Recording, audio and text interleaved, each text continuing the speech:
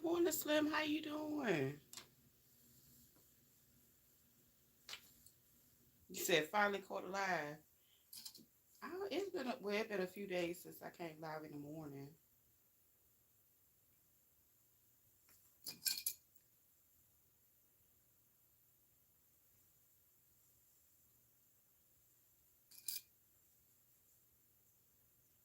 Yeah, trying to get it right. I can't complain. It was great. How was yours? I can't complain. You know, got to eat, sip. Do it all over again. I'm making one of these that's on my head. This is like for some reason. I ain't gonna say for some reason because I'm thankful. No grand. You said no grands. I ain't got none of them either. Yes. Ahead of the devil. Not yet. Let me check my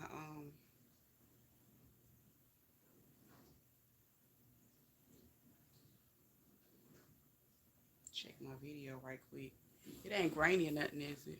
They all they all was with their daddy this year. I know that's right. She said, baby, it was a whole different day. Right. I know that's right. Okay.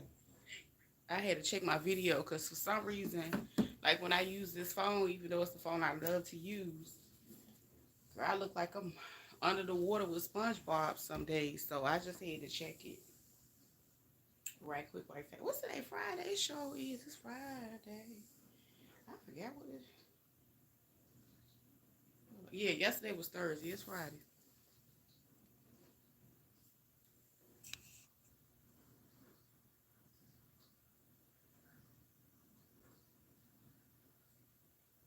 Child, I forgot these people, kids still out of school. Let me get this together. There we go. Girl, you got time for that. I forgot them churn out of school. Yes, indeed. I ain't about to do that today. Moving right along. Moving right along. Yes. Yeah, so this is like, what was that? Right. I was like, them children. Girl, I know what kids come through. I ain't got time. I just go put it on subscribers. I'm not pressing about none of this stuff. I just, get up here, run my mouth, get back off. Good God Almighty. Like, I ain't. And then this, I got this, it remind me of, them games back in the day. And the funny thing is, on my, what's the name? One of the first ones like this I had sold the, hi Oscar, hi, let me see. You must be subbed. Let me see. Hold on. There we go. Let's get it. Yeah, it got to be 20 minutes now. Just let me know I am. I know you got me. I know you got me. You go and put them on. Go and put them on the slide, cause I don't know what all that is. All that random stuff. You can at least say hi before you start putting crazy stuff in here.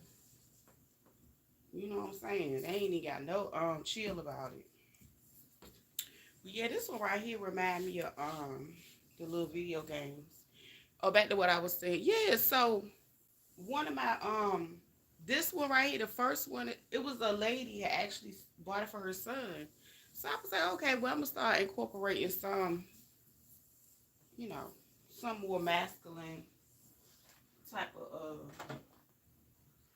headband. So that's why, yeah, that's what it around me. Exactly. I just ain't want to say it because that ain't what it really is up here, and I don't want no problem with the name and copyright and all that. But this was at the store. I ain't make this. This was at the store. But you know.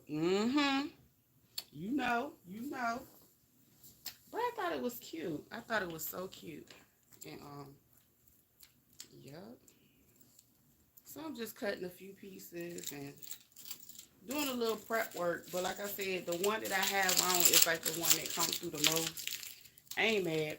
I actually ended up having to go to the store and get and the crazy thing is it's a old well I it's been around at least since like September. So it came its season came and went.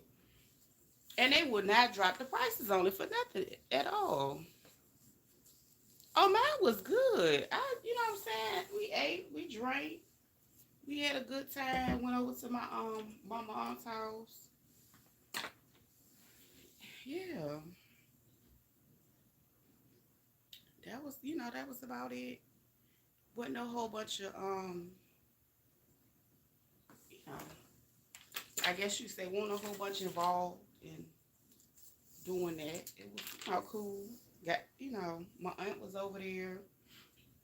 I got a chance to see one of my uncles. He didn't come, but we had stopped and took him some food. But it was cool. It was actually cool.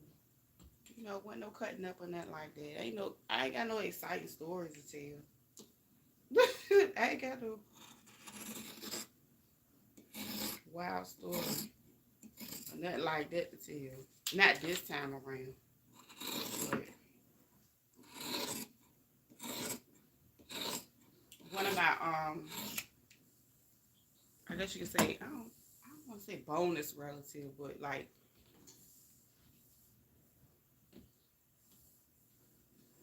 in-law relative. I'm gonna call her in-law relative. I got to meet her little girl. Her little girl's like 2. And she's so cute. It was nice. It was really nice. My mom had some guests over that I got to meet. They were really nice people. So it was a cool holiday. Cause normally I just keep my butt at home. I don't want to get in traffic. I just don't want to be bothered. But I decided to get my butt up out the house this time. I ain't gonna lie. And then the thing is, it's fun, but it ain't really fun because you can't sit the way you wanna because you gotta get back home. So it was cool. I guess it was a sign that I didn't need to sit that much. So, but other than that, it was cool. I can't complain. I'm gonna go ahead and pre-cut this. I should be able to cut me 5 out of this one. And I'm gonna just go ahead and sew all of them up while I'm working. You sipped up. I know that's right. You know what? That's why I said I just wanted to, you know what I'm saying? All day.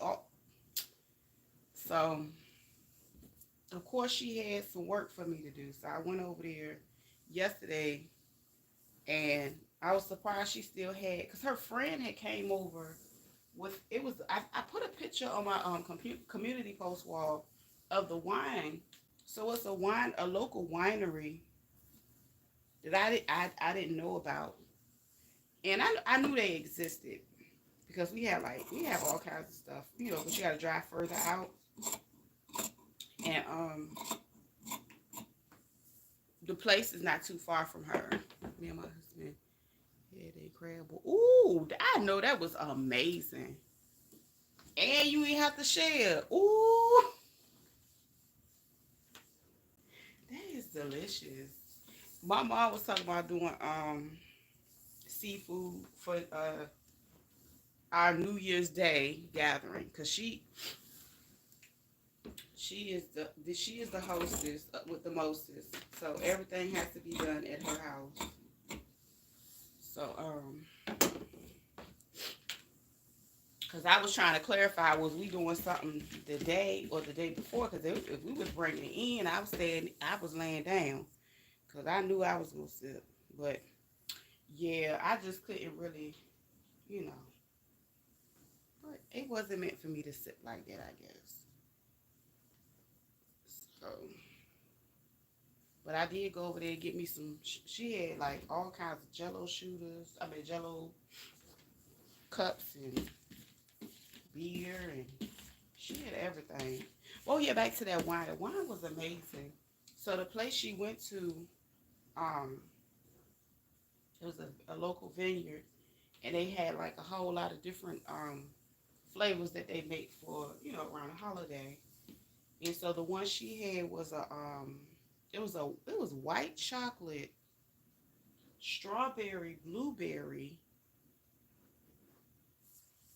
I was like, it it was delicious. It was divine. I'm not a I'm not really a dessert wine drinker, but it was absolutely the smell, the taste, everything was perfect. Because you know, a lot of times when you buy wines, they contain sulfate, so you could tell it didn't have any sulfate in it. It was amazing. But yeah, that was about it. I didn't do no whole bunch of. Well, I ain't had no not into. I would rather celebrate like Kwanzaa because at least it has, you know, meanings and things like that. You know, so next year more than likely I'll be celebrating Kwanzaa. You like sweet wine? Yeah. You know what? That's how I started out. When I first started drinking wine, because you know everybody was drinking Moscato. My mom liked Moscato. I cannot drink sweet wine. I guess you know I like the what is it? I like champagne, but the champagne I generally would like the extra dry or brut. And then you know you can always add like a little splash of orange juice to it. But I really like champagne because you know what I'm saying. You don't get too toe up drinking champagne. That's what I like Moscato. I haven't had Moscato in a while. I think maybe when I first started drinking Moscato, I probably was in my probably 20s, and then I can't even say my palate changed. I was like, okay, this is like drinking Kool-Aid. So that's when I started trying to venture off and try other wines. You know, I won't try to be Ned the Wino and nothing like that. But and then I like really, really was crazy about red wines for a while. And I had to lay off them because I didn't like how I felt after I drank red wine. So then I went into the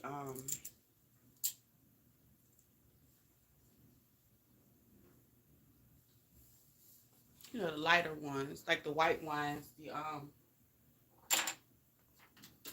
the Pinot Grigios and stuff like that.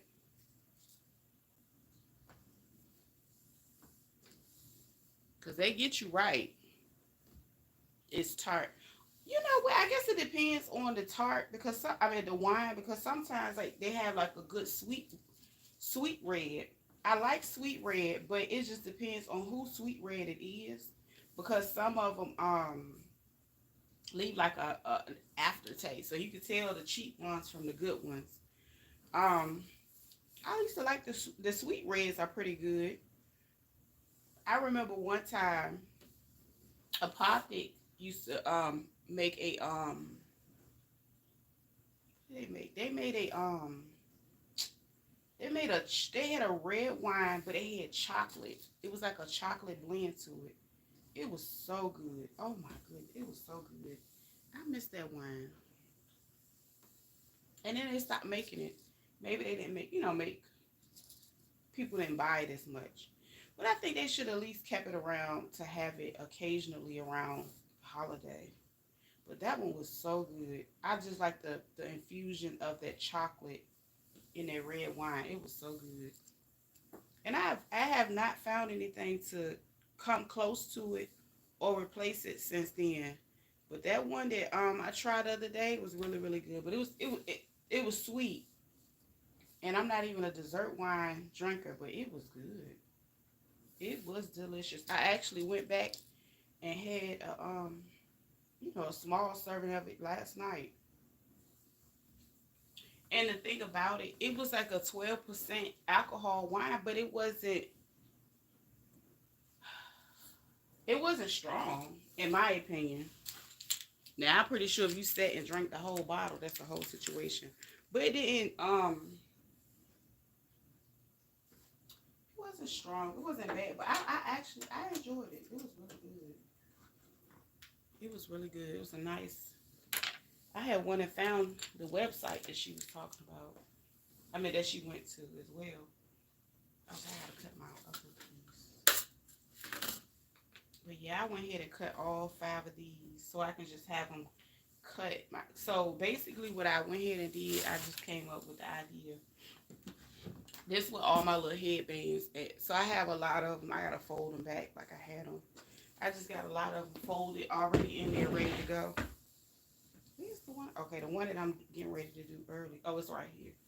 This is the main one that I'm doing today because that's the one I have to ship today. But I went ahead and cut those because I'm going to add them this week.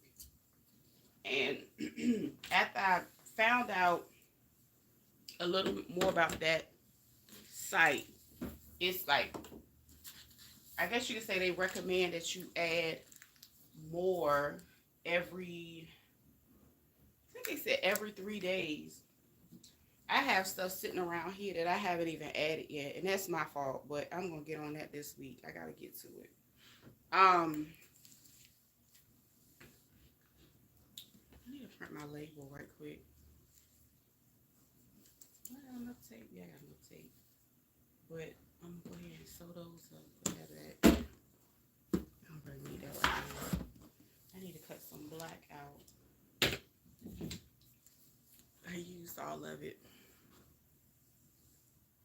Oh yeah, I'm gonna get it together. I'm gonna get it together. I gotta finish sipping my coffee, but yeah, it was cool. I think like I don't know. I was hoping like my silly uncle was gonna be there at least, but he said he wasn't feeling good, so my aunt made the suggestion to go take him some food or whatever. It was about to be a tussle because my aunt was like adamant about taking her brother something, and my mom is the type of person, she don't mind doing it, but you ain't gonna tell her what to do. So basically it was like, you know how that sister miscommunication. I was laughing. I ain't paid them no mind. um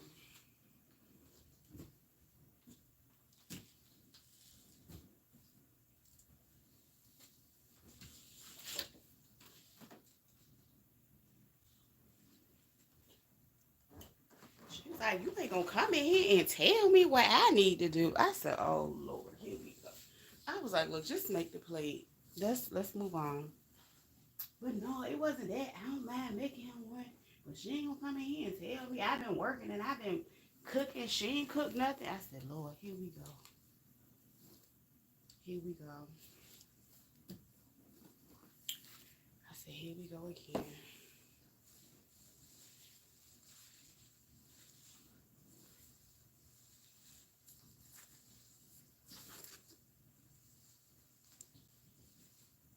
Okay, I know I don't have to cut another one. I just had some I cut.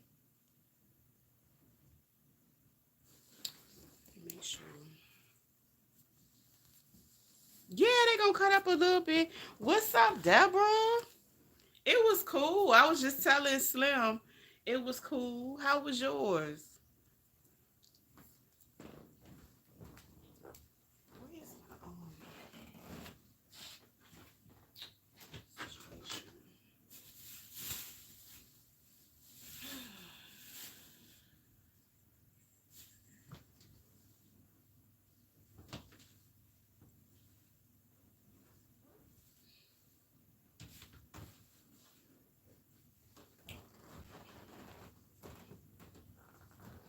I could have swore I cut some already, but I guess I gotta cut it again. I just cut one yesterday. What did I do with it? Okay, I took that over there. Oh, you know what? I probably didn't cut it. Great out here with my babies having a great holiday. I know y'all are. I know they having a good time. You know, it's different when they little. They just, be so excited. It was funny because my daughter, she told me, because, years, it's been some years since, she was all into Santa Claus mode or anything like that. But it was some other stuff we talked about. Um, as far as the religion aspect and all the hoopla and all that. So we talked about a few things, and she was like, everything has been a lie. My whole life has been a lie. I laughed so hard. I said, girl, that's how I felt about a lot of things. Great out. I had fun putting all different puzzles together. I love puzzles. You know what? I need to go buy me a puzzle. I'm gonna sit down and do me one. I love puzzles. And the funny thing,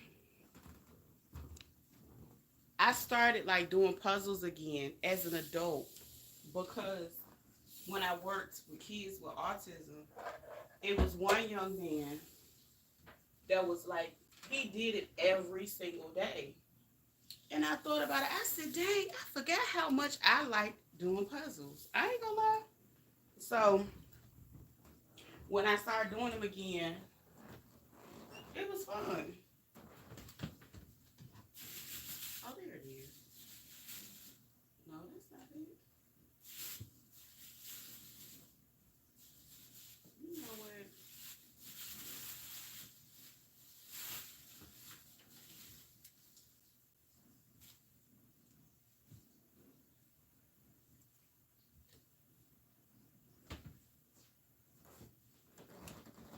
This is crazy. I know doggone well.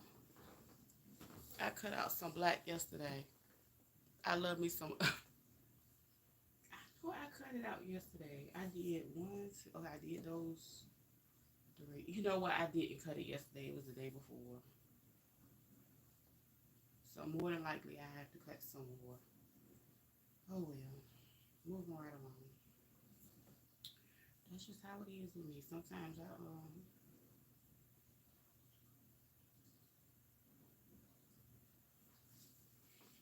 oh my back. I didn't do my stretching this morning. I'm making actually, Deborah. I have. I'm making the same thing I got on my head. But the thing is, I'm not ungrateful. I'm not. It's like I'm glad I went and bought some more of the fabric because I ran out. And the crazy thing is, I had to drive all the way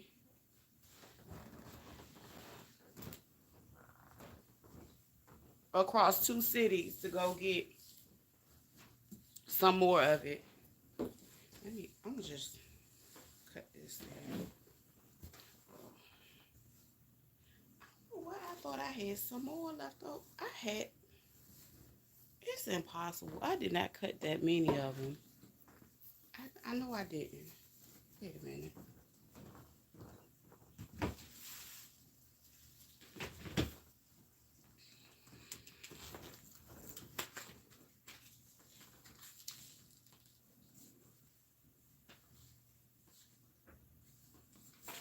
I misplaced some fabric somewhere. I know I have. I probably set it somewhere else.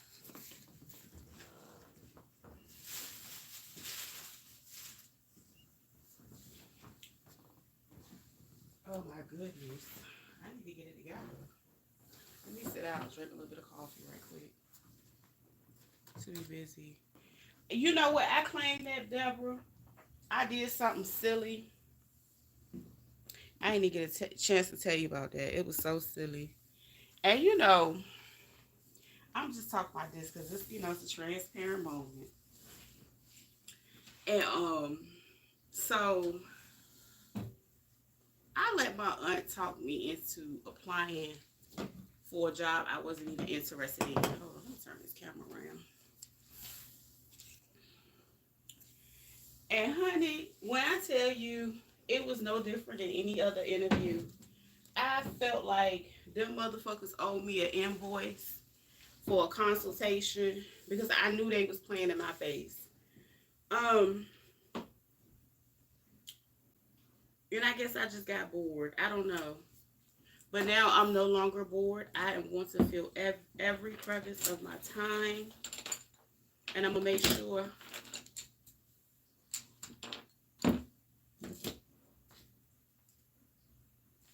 sure I post my designs the way I need to in a timely fashion on my other site and keep it rolling. But anyway, because it's actually been doing well. So I claim that. So I went and it was just weird.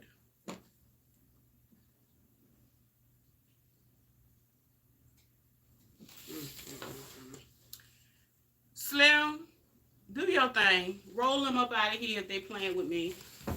Do your thing up out of here, Oscar. Because I don't have time. And I'm not getting up. Thank you for being here, Slim. Because I know you know what, and Deborah, yes, y'all know what to do. Anywho, as I was saying, they was playing with me, right? This lady gonna tell me that the program director, now this is a residential program, and I like I told her, I said they ain't calling me. Yes, clean out your. Yes, I need to go ahead. I don't really like my closet, but like it's a lot of extra stuff that I have from like crafting. I need to go ahead and clean out. So anyway, they was just playing with me, y'all, and I didn't appreciate them playing with me like that. But she was saying that the director had to go buy groceries. I was like, oh, okay, I don't have no issue with that. But my thing is this: I have experience, and even though the program that I worked for wasn't the best, the director would never be asked to do nothing like that, that frivolous. And I get, people trying to test you and trying to test to see what you would do. But I was like, they was just playing with me, girl. I ain't have time. Y'all should already know y'all director is not needed to do that, baby. We in 2024. You can have Walmart delivery there. You can have Instacart. And then for 4 houses. And they got to write quarterlies. And y'all don't pay enough. People play too much. Anyway. And I ain't trying to be funny and I don't care what nobody, people love who they love, but you gotta understand. I don't I say it all the time. I don't operate in the spirit of lack. So, and I really don't want to be a part of a, organization that, wastes people's time like that and play with them. Because I really feel like, with me understanding how business works and the economy, right now, there are a lot of places that can't afford to hire people, let alone hire people that got too much sense. So with that being said, with a person that has too much sense and they have credentials that they're not willing to compromise for their foolery, you do not have a place with them. Did I put my I can drop that on the floor. I ain't getting down there. And shoot. You don't have a place with them. I mean, I met some cool people. But again, you don't have a place with them because you become a threat. So if you go to a place, and this is just what basically happened with me, and you talk about all your experience, In a nutshell, I'm accustomed to being overqualified, and I'm fine with that. Um,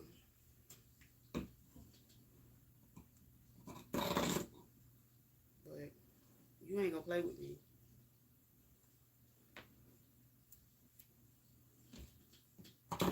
So yeah, my aunt had me a well, it ain't her fault. She I guess probably told one of the ladies I would be a good fit for the program director or whatever the case may be. And child, no I'm not, no I'm not, no I'm not. Cause I'm not gonna play with y'all on no days like that. I'm not. Y'all gotta find somebody else to play with.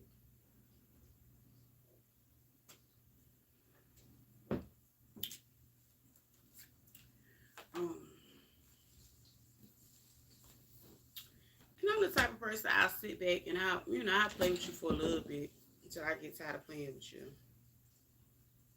Okay, so I cut that out. I got these other ones over here. Yeah, I'm ready to go to the machine now.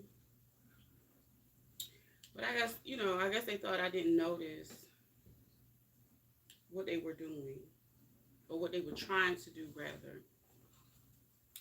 So I always, when I notice that they're playing with me, I always like start intentionally holding back and just start saying,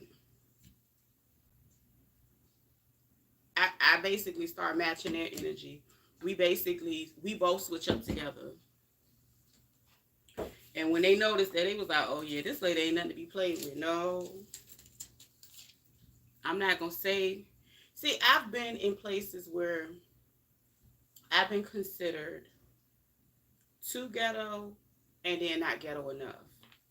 So I always go in to, I guess you could say, do my own evaluation to keep myself abreast on the situation in those type of climates. And I can honestly say, though a lot has not changed, there has been some great strides as it relates to sisters being able to go in there with a real hair, honey. I've seen so many people with their beautiful locks and stuff like that. Girl, when I used to work, girl, you couldn't have no locks. Hold on, pull this in. You couldn't have no locks. It would be like, one lady told my son, how long you gonna have them? I said, excuse me? This was a black woman that said it to me. So I noticed that aspect, but like I said, girl, I don't have time for that. Y'all not gonna play with me at all. Girl, I made that money 10 years ago as a worker. So as a director, you trying to pay that? Girl, bye. What are we talking about? And I had to go ahead and I did because a lot of times your family wants you to do certain things. And I played along because I thought it was going to be fun, an interesting case study. That's what I'm going to call it today. I'm going to call it a case study. Because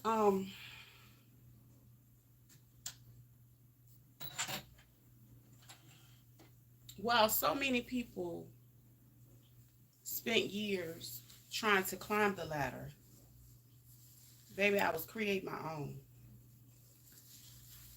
And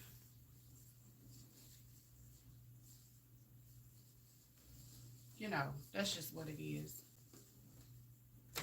Like I said, it's a lot of things that did well, and then some things just went backwards. Do I got enough thread? I thought I had an extra jiggy. I don't. Okay, I have one. I don't know what I keep. Anyway, let me go ahead and do these black ones right quick.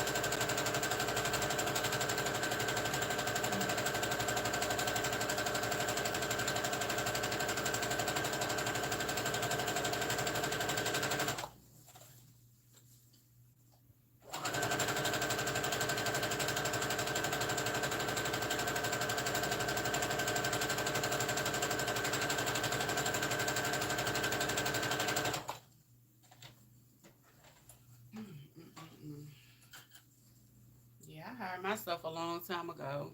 Rate me on a skill level, not my skin color and culture. But it's sisters that do it. That's the crazy thing, Slim. It don't even be. It's the sisters that do it. And you know what? And I'm not trying to. I'm not trying to. You know,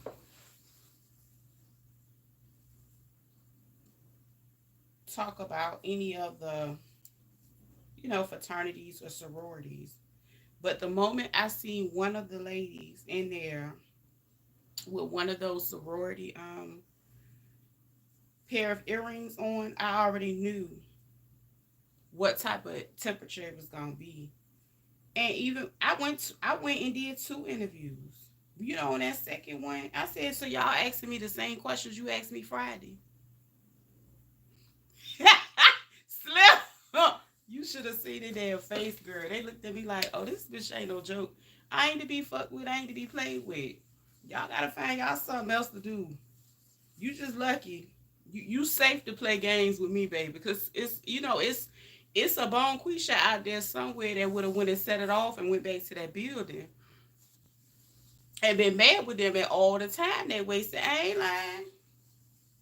I ain't that girl. But I am a spiritual gangster. I'm a spiritual one. I just learned not to do all of it in the flesh. That's all. But honey, I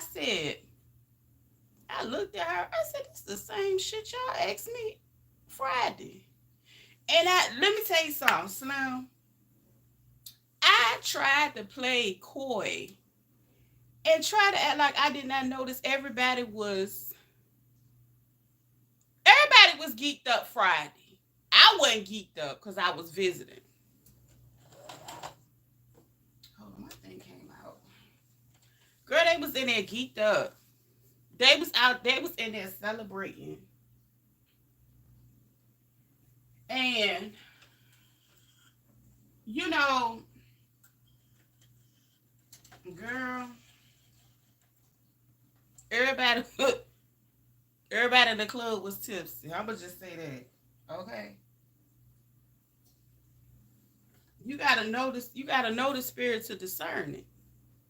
So I'm just sitting there like, man, these people effed up. It's Friday. But I had the opportunity, I had the choice to come in on Friday or Monday. So the lady that gave me the opportunity, I was like, well, let me come Friday because, Monday, everybody is getting ready for their holiday and all of the things and stuff like that.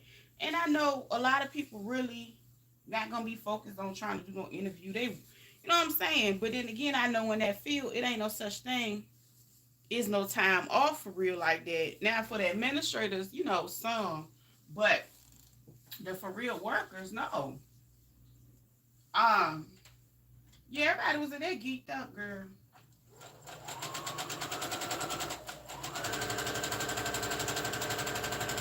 Ass tight and feeling right. Yeah, girl. You know. So that's probably why they misplaced the thing and forgot what I said Friday and forgot that I knew that they asked me the same stuff Friday. I don't know.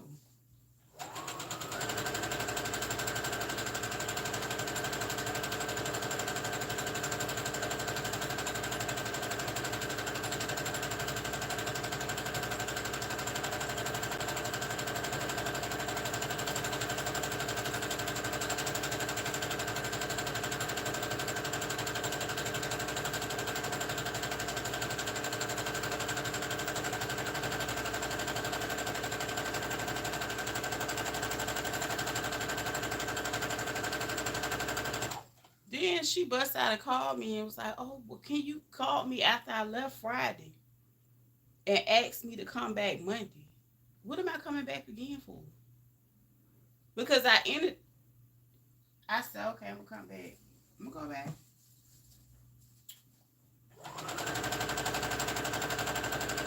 I said, so they want me to see some more of their mess. I said, okay, let me go ahead and look. Let me go look. All right. So, I could be with the shit too every now and then, not all the time. You know what I'm saying? I said, okay, I ain't got nothing to do. I'm invested at this point. I'm gonna go down here and see how much you gonna try to play on my top. So shortly after I got in there, I looked and noticed they had, oh shoot, I gotta do my thread. I noticed,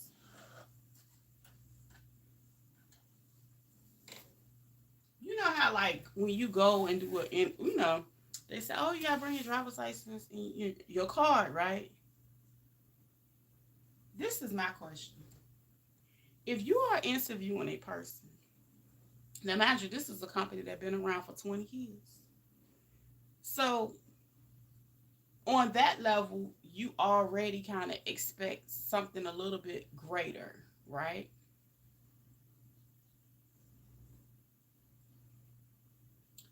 They had the same paper that had a copy. I don't know if the receptionist made two copies,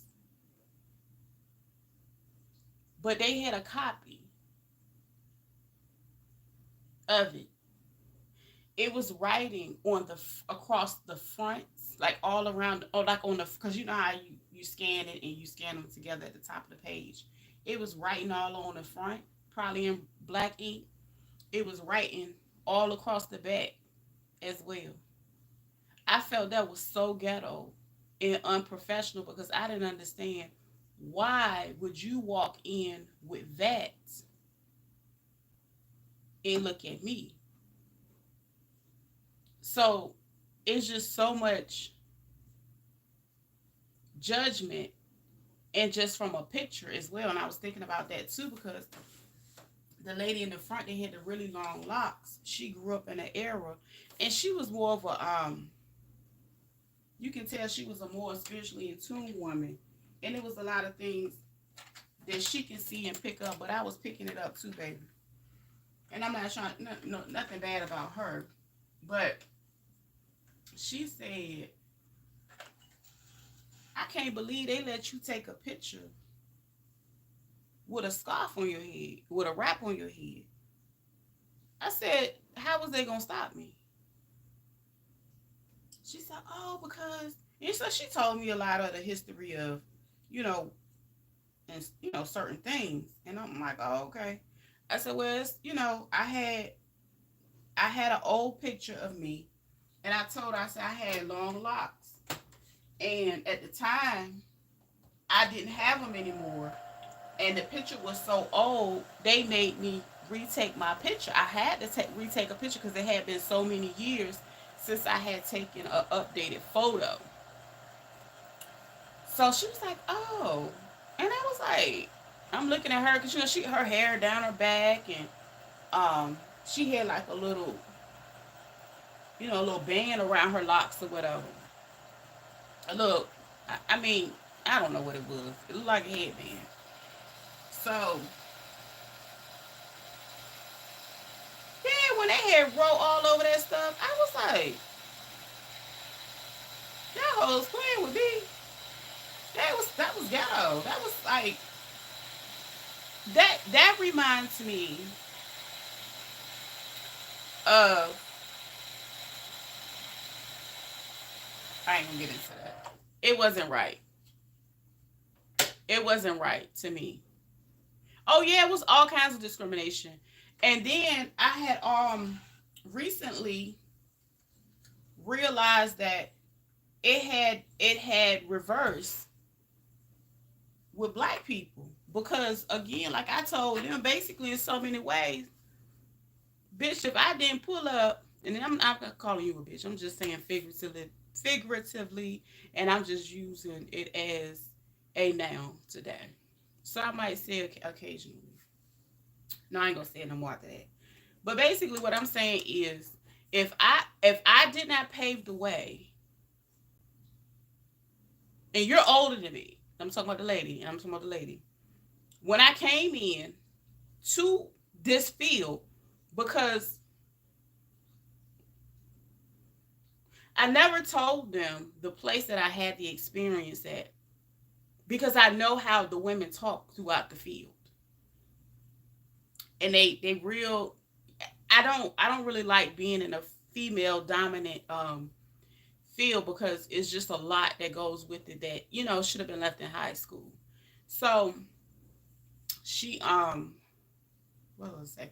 So I paved the way because I had to literally endure another black woman looking at me, telling me more, asking me more than one time, when was I gonna change my hair? Now I'm looking fast forward 10, 12 years later, y'all walking around with y'all hair down y'all back comfortably, and you looking at me crazy because I ain't gonna lie, I put me a little lace on.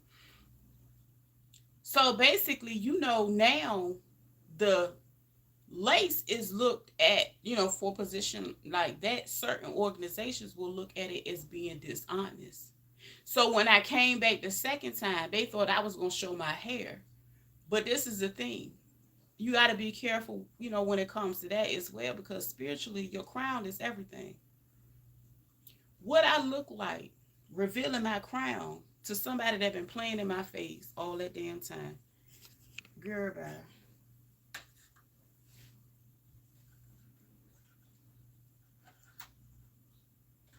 Everybody blocked. Don't call me. Go find you something else to do, Muffin. Go copy munch. Do something. She, me, her ain't it. Okay. Let me get my other scissors because they're a little sharper at the end. Yes, indeed. Yes, indeed. I said, why would I reveal my crown to you? Don't worry about my hair.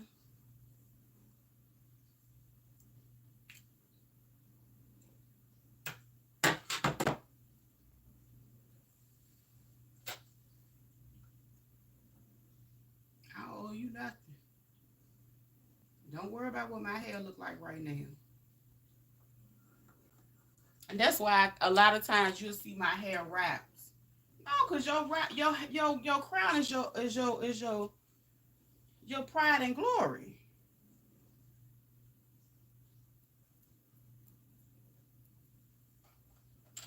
And when you evolve on a certain level spiritually, you will never let a person play with you anytime day. I let them do it. I let them do it because I ain't had nothing to do. You know what I'm saying? I was like, all right, let me go and put a little time into this. Because one thing about it, intention is everything. So with that being said,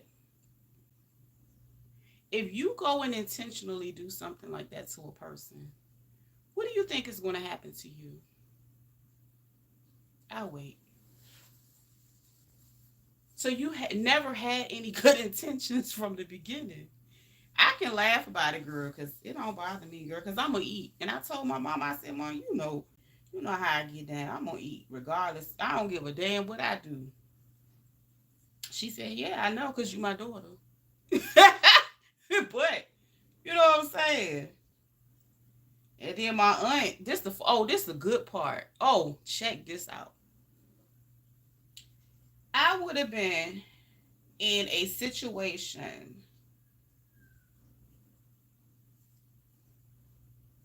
I would have been in a situation for real. So that would have made me my aunt's um super, over her. That would have made me the director of the program that she works for now.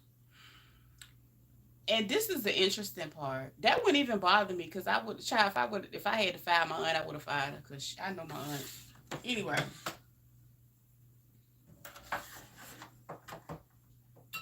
so shortly after her first date, because something told me, make sure you ask her, how's it going so far? Because baby, I don't waste no time.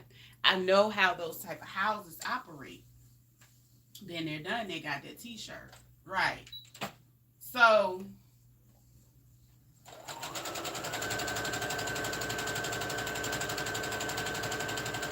I love to tell a good story, honey. So she was all excited. She was like, "Oh, we went to such and such. Oh, we had a great time with the people." And I was like, "Okay, cool." So I asked her again. I said, "No, man, We asked her again. So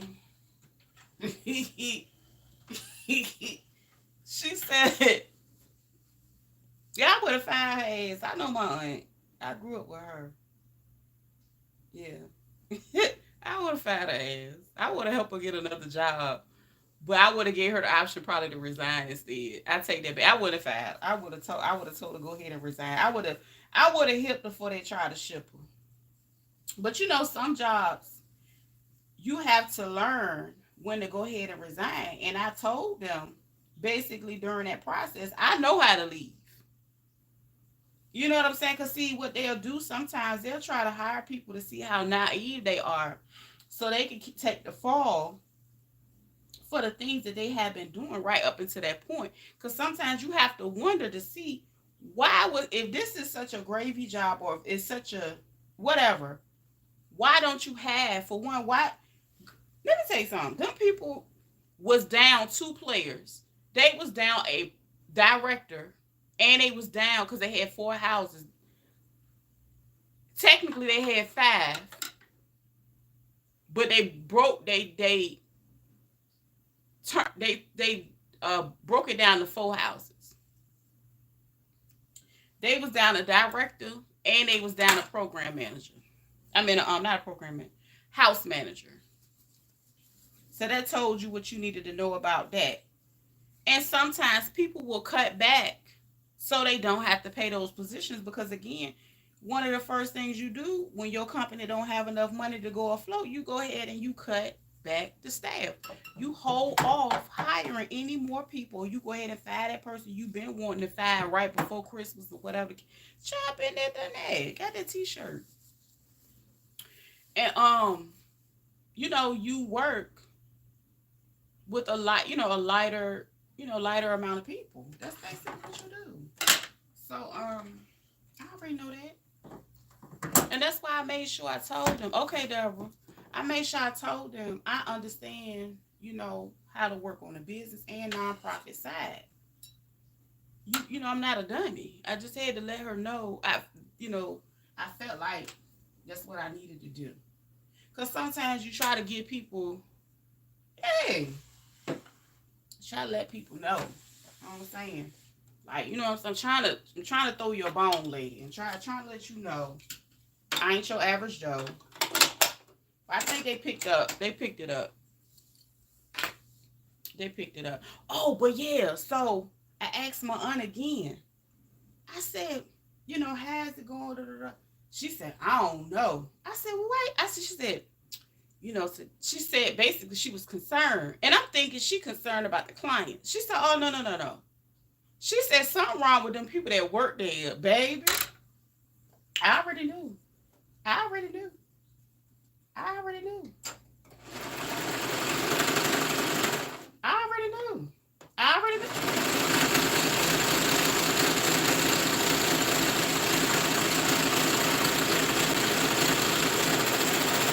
Baby, let me tell you something. I done had co-workers that should have been clients. You heard me. I done already had that. And baby, it's well. That's why I knew. I knew it was something too. I was like, well, where the house manager? You ain't got no house manager. And you ain't got no director. I said, I said, don't get me wrong, you know what I'm saying? The program I work for, they only had 1 house. But it was a different part of the field of the people that they service. It was a different part of the field. It was more, I worked in there, in the child, they put everybody in there. You know what I'm saying? It was a crisis center, so it was different.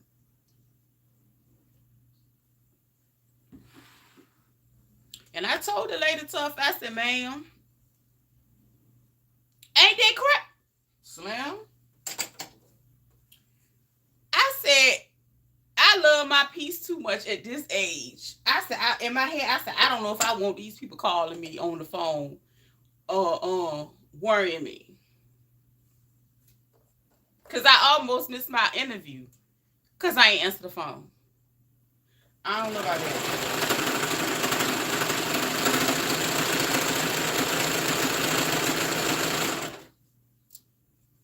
It ain't that I can't do it, but it's like,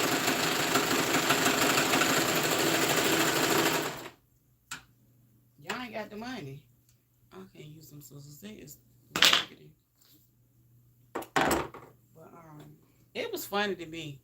So this my aunt said. So my aunt said, cause I was telling you, and this goes back to what I said when I was saying on Friday, everybody was turned. Take what my aunt said.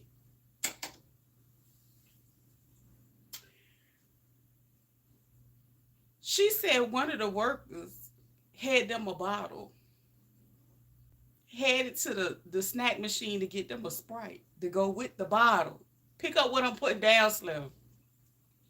I told you everybody was ripped Friday. You thought I was playing. Everybody was ripped on Friday.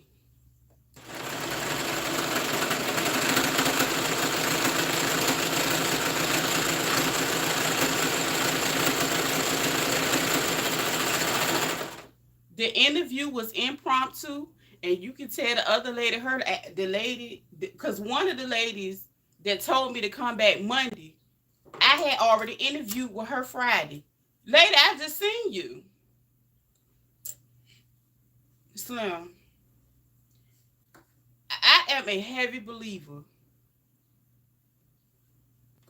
and interventions happen so fast. I don't. They ain't gonna do me like that. They ain't gonna tell me. They ain't gonna have me around there caught up because they ain't doing their job. No ma'am. No ma'am.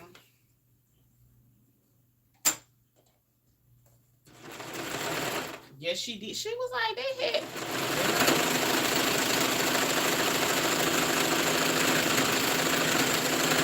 And right there, I'm telling my aunt, it was.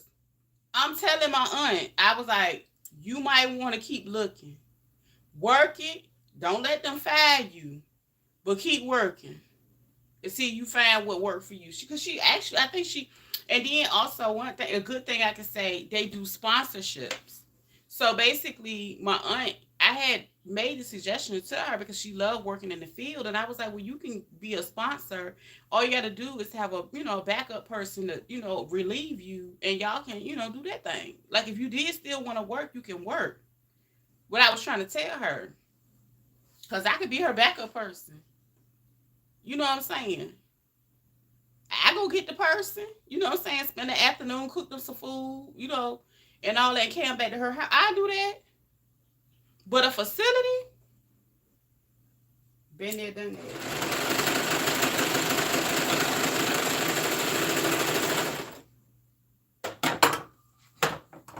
I did that over 10 years ago. And when I worked, baby, I made money. I was the highest paid clinician in the building. And one of my buddies, she was a CSA. She was the highest paid CSA because she worked circles, baby. She was working triples and doubles and all that. She was getting that money.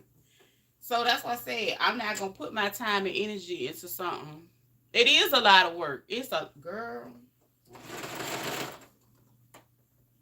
But I said, give me a sign, Lord. Give me a sign.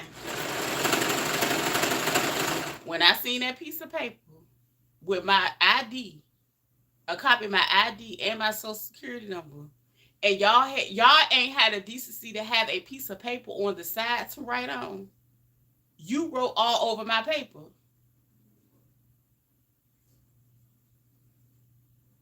I'm supposed to take y'all serious. Okay, girl.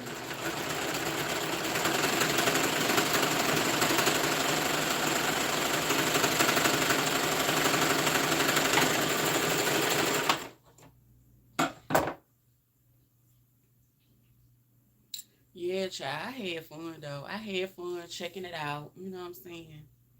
It's.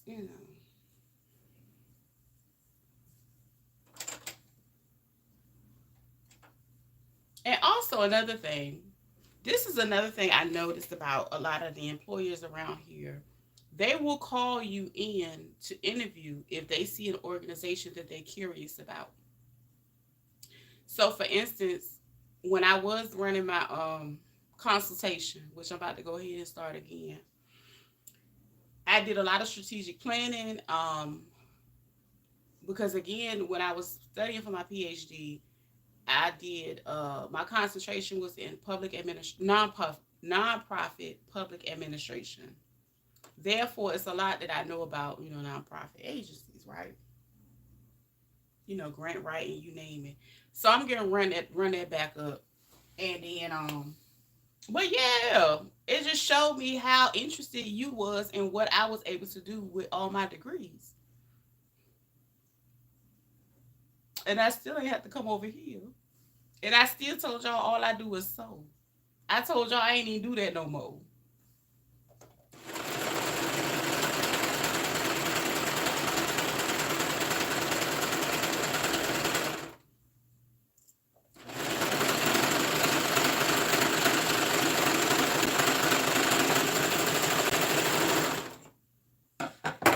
And then this is another thing. My LexisNexis and all of that stuff has been locked for at least the last 2 years.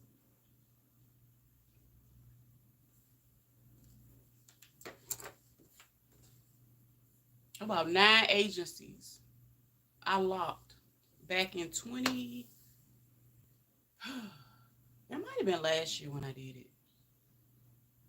Either way,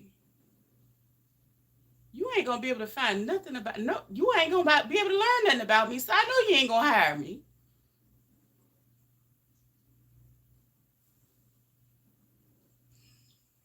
People be playing. I ain't lying. I like to play too. I ain't lying. But see, I play to where I make people mad, girl. I go too far. I go too far. Then I go ahead and turn you into content. Go ahead on now.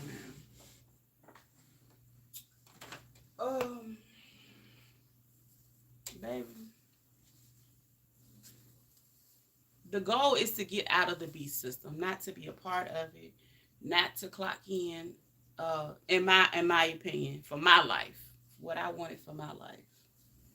So, and I'm not getting no jibby jibby, cause I know they got a whole list on that. To know who got jibby jibby, then ain't no jibby jibby. Okay.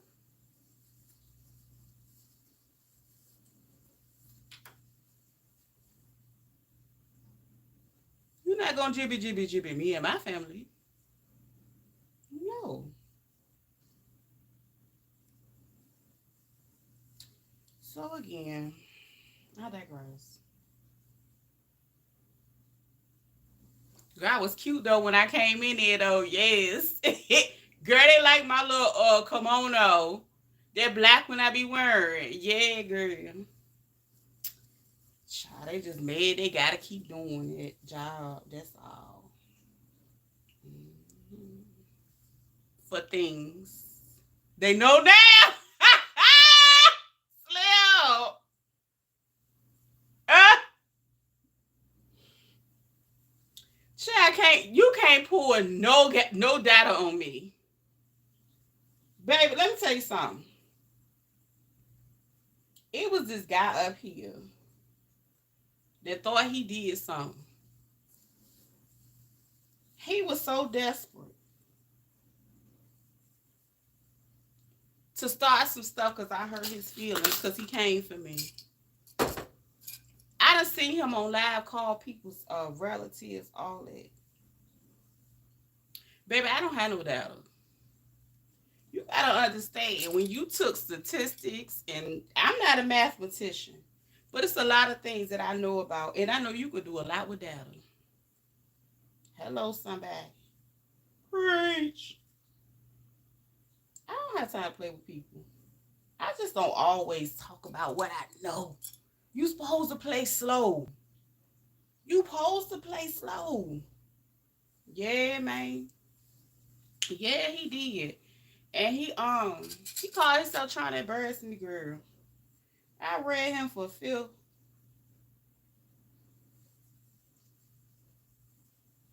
He lucky I ain't strike his page for what he did.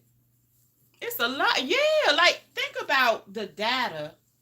I'm a switch a little bit. Think about the data that's been collected in the education field on black children for the last 24 years as it relates to testing. If you think about and you follow the pipeline of prison,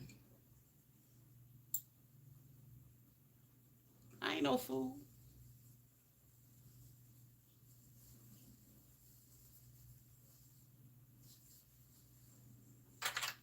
But I gotta act like a fool.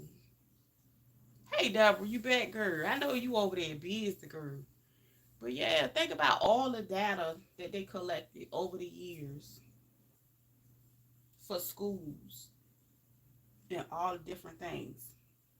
Think about the data in the medical field. Okay.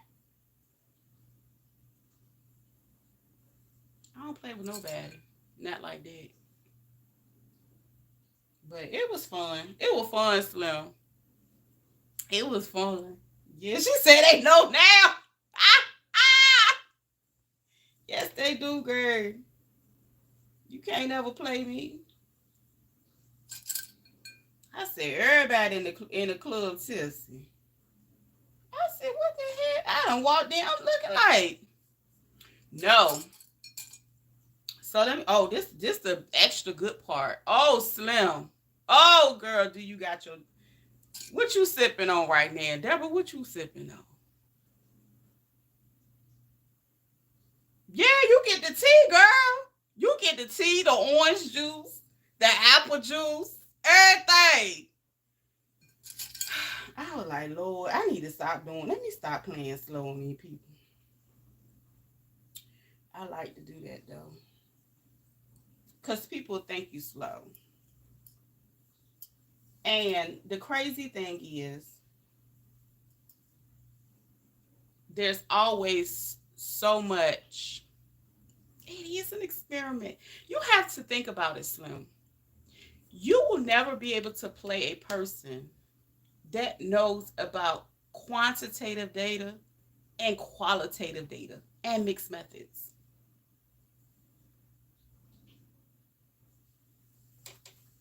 You got your coffee, Deborah? Yes, indeed. I got mine over here too. But you will never be able to play with me when it comes to data. And I will group and I will categorize you and I will eat you up every time, Muffin. But I digress. Lady go talking about, I'm gonna call you tomorrow. No, you not. She said that. Oh, I went Monday, Tuesday.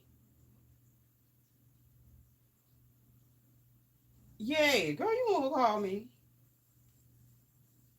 You was not gonna call me, baby. Y'all playing, but it's all good. You know, I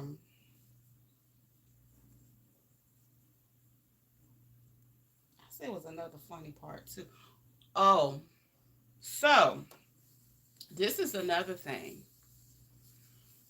When I got an email, all of that stuff is just too much for me. And that's another reason why I decided not to participate in all that. It's good to see you smile and yeah, like let me say something. I do that every day. I do that every day. Like even if I'm not doing it physically, I am in my head. I hope you don't think I never. Yes, baby. Let me say something. Me telling a story is my way of laughing, even if you don't see me laugh out loud. Like anytime I share something like this, honey, it's like a reflection moment, and it be like, oh, you tried it. You know what I'm saying? Yeah, I be trying to be cool. And you know what? Even when I read somebody, I try to read. I'm gonna make you feel so damn bad that you tried it that you're gonna reevaluate your motherfucking life. It's gonna be a learning lesson. So when I read that man, it was a learning lesson. I read him down so bad. I didn't even know he had cosmetic surgery on his nose, but I could tell I was able to discern his spirit. How about I went back and looked and he did actually have his nose done. So when I read you, baby, I done collected all the data I need. Okay. Just like I told the lady that was interviewing me. Basically, baby, you play basketball.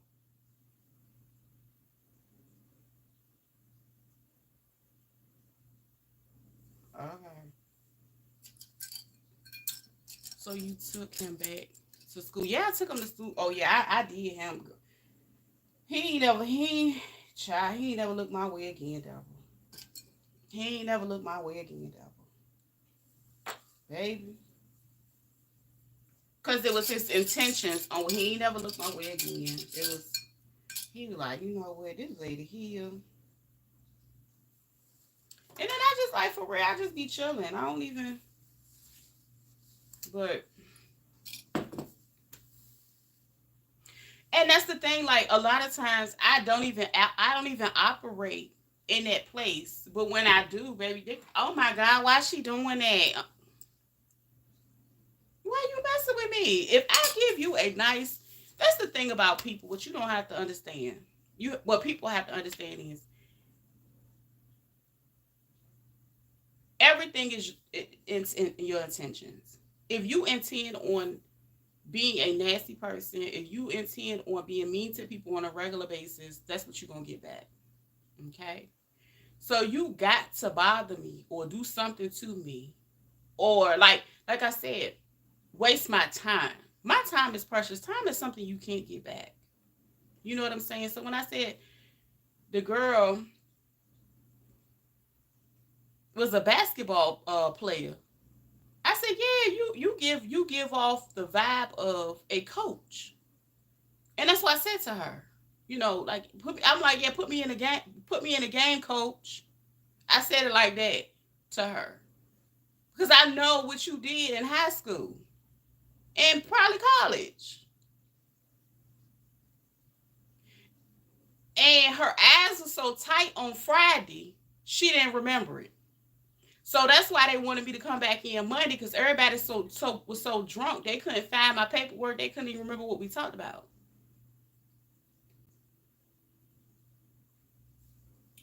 Anyway, this is the funniest part. Okay, so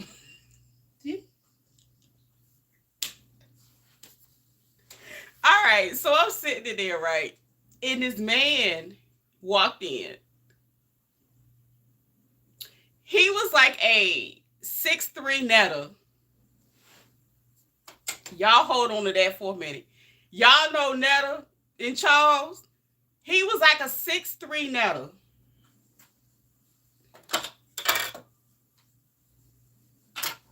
He walked in the office, y'all. Y'all know I'm finna cut up. Give me a minute. Because I got to get some work done, too. Because, you know, I be the talk. And I ain't getting nothing fucking done. Hold it.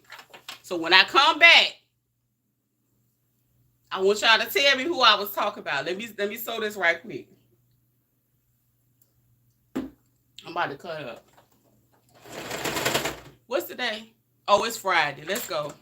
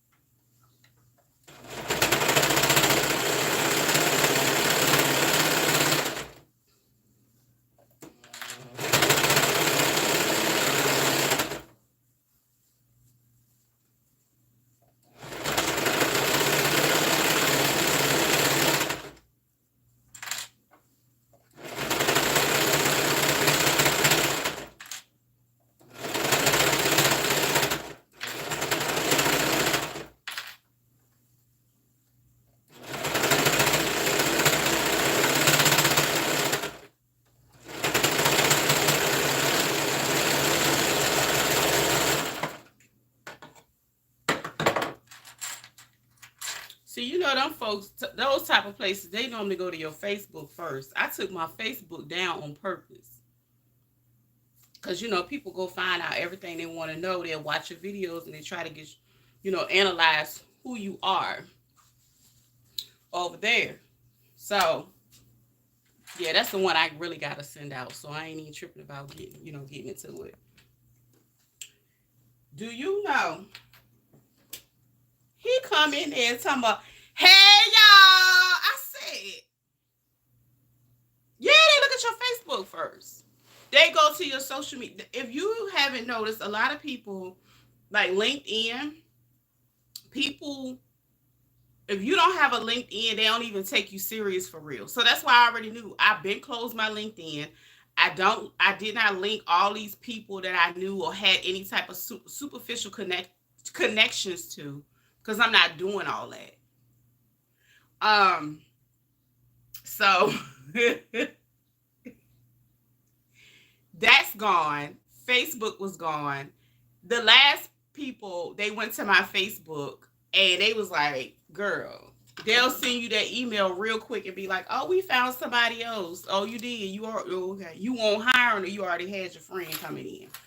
Anyway, so that's kind of how it goes. So I did a study because I play sometimes. So I went ahead and did it, right?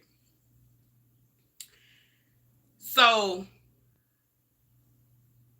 it's best not to have those places if you really for real looking. Like I'm so serious, because that's what they use. Because think about it. Like on my Facebook, I have a website link. I have my it's like a link tree, but it's a different platform, Beacon. So you can link and follow what people do. Where they are, different platforms. You can follow whatever it is they link to it. So that's what I basically did. I have up there. I have my link tree to my website, my YouTube, all that. So when people are able to see that, they can quickly judge who they want to be bothered with. That's why I don't care about being like, I just need to go ahead and take content creation serious and just do it, because I will never work another 9 to 5. I'm sorry. If it is, it's going to be my 9 to 5. It is not in me. I ain't got it.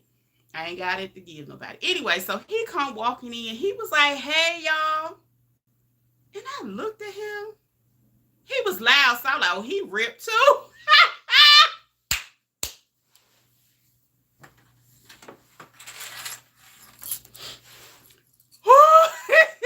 I was just sitting there like,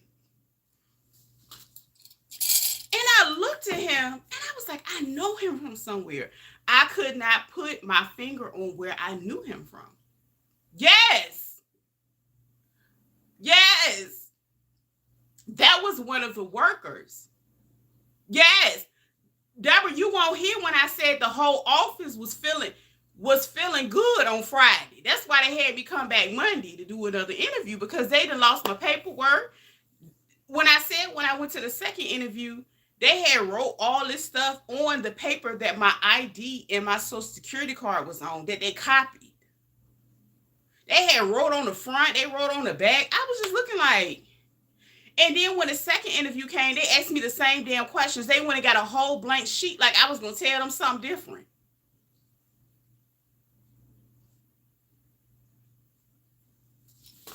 Anyway, so I know the area. The area is a glass ceiling. It is a glass.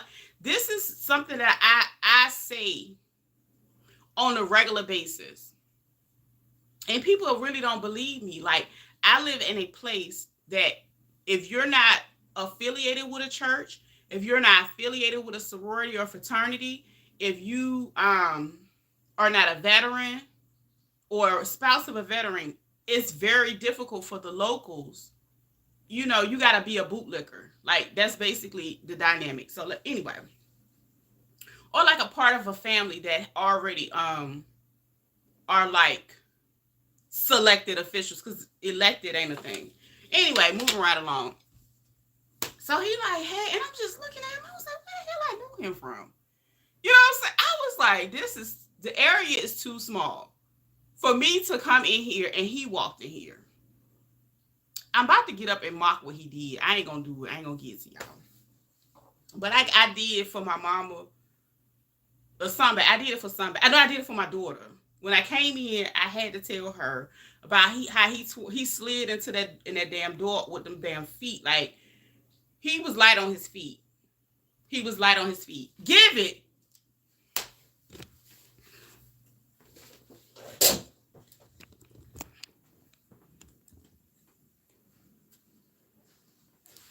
Hey, y'all. I was like, what the fuck going on here? Netta, is that you? He just ain't got no bumpy face like Netta. Baby, when I said he don't have locks, he got like a little short fade with a hint of an S curl in it or a texturizer. That's what he had instead. So anyway, he come in and I was like, oh my God, he work here?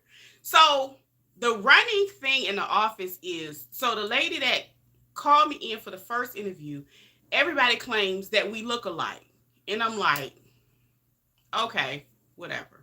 I mean, complexion, freckles. I mean, we look like we could be related. I'm not gonna lie. We look cousin. So when I first seen her, I was like, hey, cousin. She said, hey, you know, whatever like that. It's not like she gave me favoritism or anything because I wrote a really great resume. And she was like, oh, well, shoot, come on in. That's how that went. And so, I'm sitting there. He was like, are you some kind of that person? And I'm like, no. And he was like, you look just like her. Y'all look just alike. Have you met her? I said, yeah, I met her today. You know, I've been told, you know, last week I was told that we look alike. You know, I'm talking with an inside voice while he making all this damn noise. And I'm looking at him because, you know, I'm applying for a director position. I'm thinking it's a damn professional company, but girl, it's not. So like I said, I've been in a situation where they felt like I was too ghetto.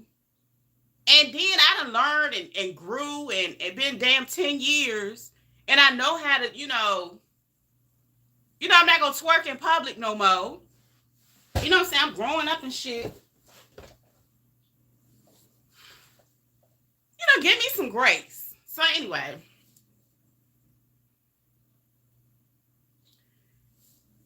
After he did all that, he went to the back. He went to the back and started talking to whoever he was talking to. Like, he just went straight back. That's why I knew he worked there. He had some type of affiliation because he was able to just walk through that back door. Cool. And it dawned on me where I knew him from. I said, oh, hell no. I ain't no way in hell I'm going to be able to work here. In my head, right? So I go home. This is crazy. This shit here crazy. I'm finna tell the story. Fuck it. I ain't trying to work there. So, I'm on the phone. No. Oh, I come home. I call my mom. I said, because I couldn't remember his real name, but I know they call him Poochie. They've been calling him Poochie since he was a little boy. This man he at least in his 50s.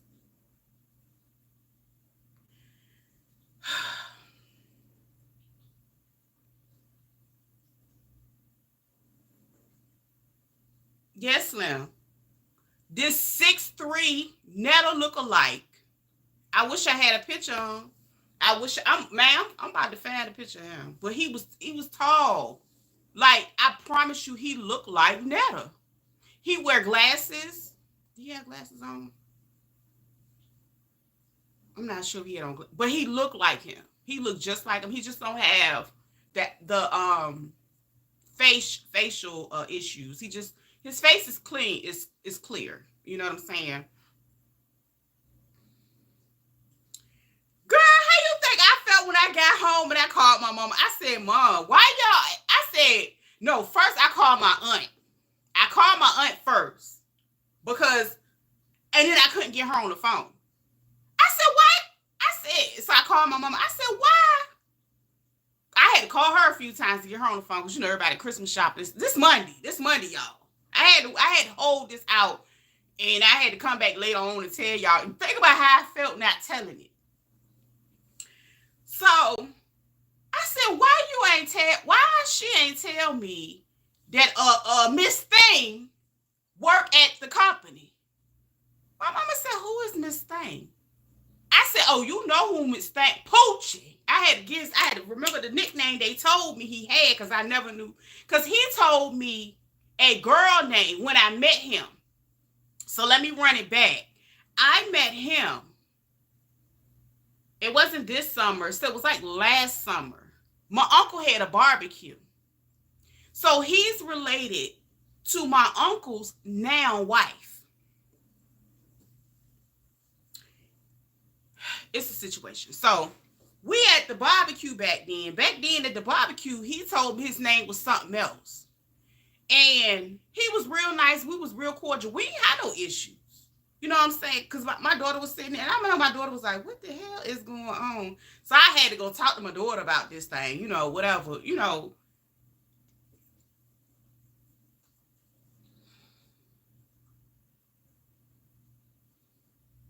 me slow down. So she said, well, maybe she ain't know. I don't see her knowing, and she wouldn't have told you. I said, okay, all right, I'm gonna give her that.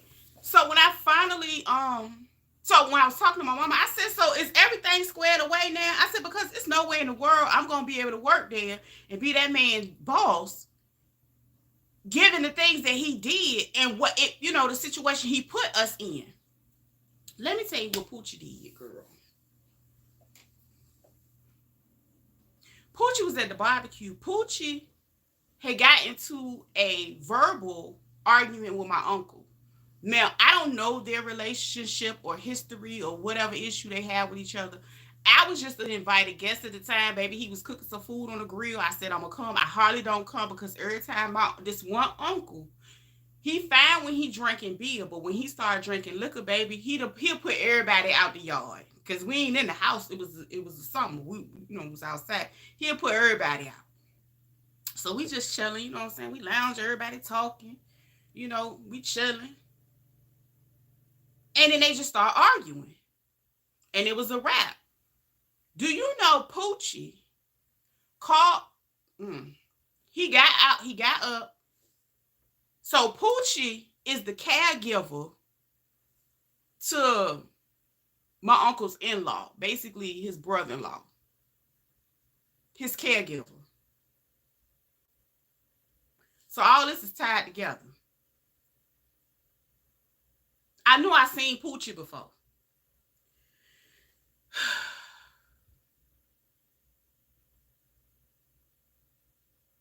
So Poochie gets his client / level, gets him to the car. He sits in the car for a while before he pull off. And I'm like, well, why would he still sit there knowing him and my uncle out here, they not, they argue when he telling him to go on about his business. Da, da, da, da. Girl, Poochie done called the police on my uncle.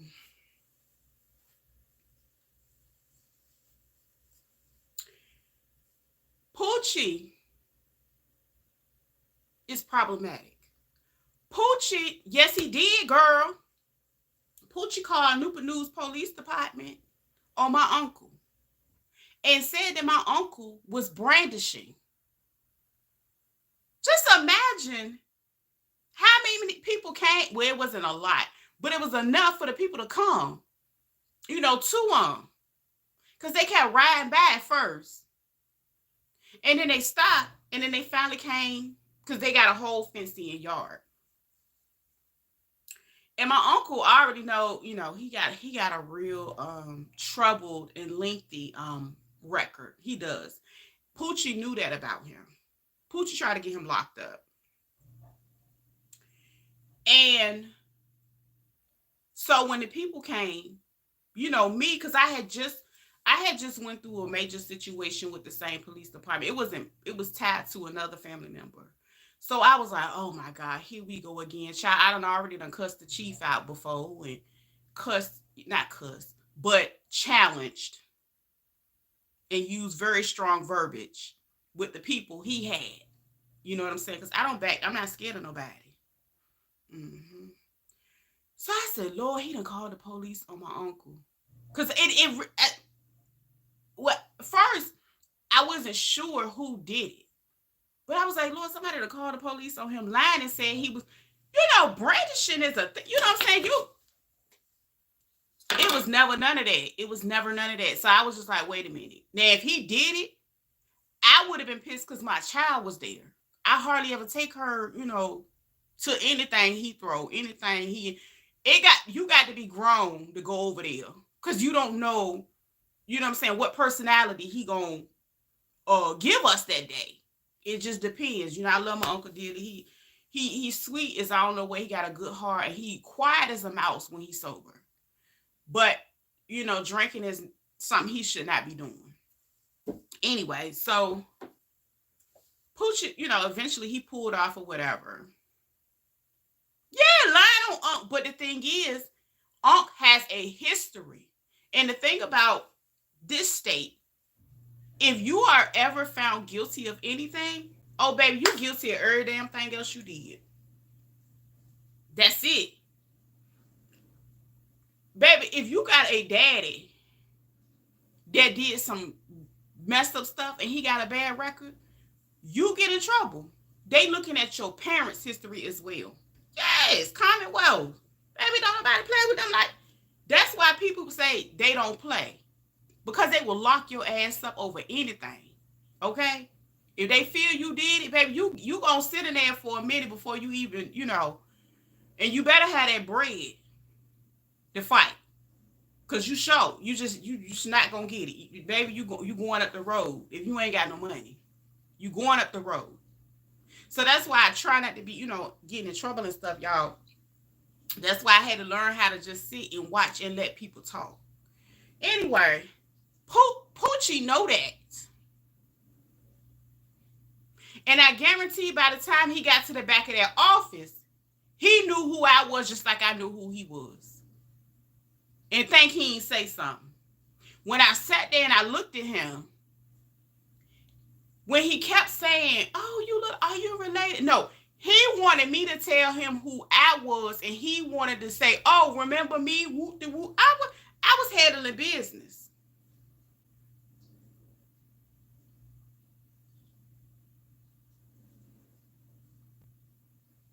Okay? I was conducting what? My experiment, Slim. I ain't had nothing to do with that man. I ain't even know he was gonna be there. He just became a whole character in this whole situation, girl. So, anyway, just look, unlock the whole Netta character. So, the police came. I ended up talking to them. My uncle was standing there, and I literally lifted up his side of his shirt and showed. I said, my uncle does not have any weapon. I said, them people had an argument. Whatever went on with them, that went on with them. I'm just talking to them. And I told my uncle, I said, well, you have the right to remain silent. I said, because they coming over here on hearsay. I said, anything else you need, because we were inside the gate, they was outside the gate. Don't you take your ass outside the gate. Y'all not welcome to come in here, because it was private property. They would have loved to throw him on the ground, roll him around. They love that type of excitement. They're going to get that money. But, and he does have he has a past, but he's an older man. He in his 60s. And I was like, damn, why would he come over here? But then I had to remember, it was even more to that. It was like that lady's, the side of her family don't care for him. They deal with him, but they really, whatever. But that's what that woman wants to be with him. And I ain't going to get in it, and y'all ain't going to get in it either. But y'all ain't going to be around here calling the police on my uncle. So mind you, this is the first time I've seen this man since this went on. I ain't got to check him. I ain't had a chance to see him, no nothing. So mind y'all, I'm sitting there being good and minding my business.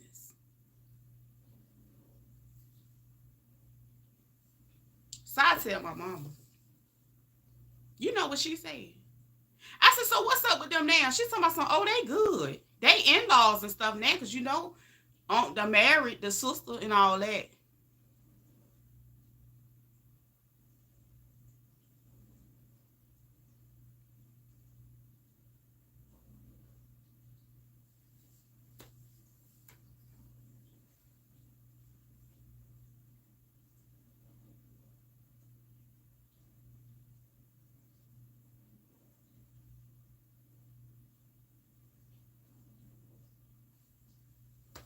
Slim, I can't make it up if I tried. I said, this is the craziest. And I'm like, of all the people, this is why I knew. I knew it was so many flags and it was not meant for me to do it. Baby, when he swirled around and it was I could have been his boss.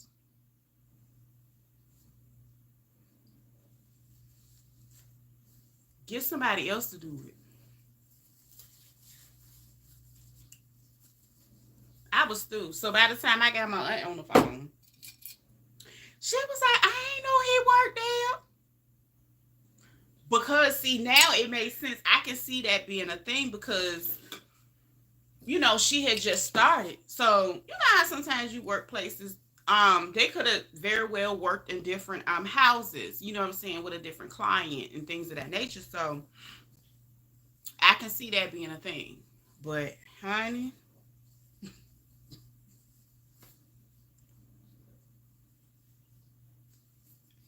I can't make this up, y'all. Let me put this little stitch in you, honey. I can't make it up. It was a time. I was like, this y'all is playing with me. And I'm ready to get them. Because, yeah, I'm ready to get the dude because in my head, what he did was wrong. And not only that, my daughter was out there and you called the police. And you lied.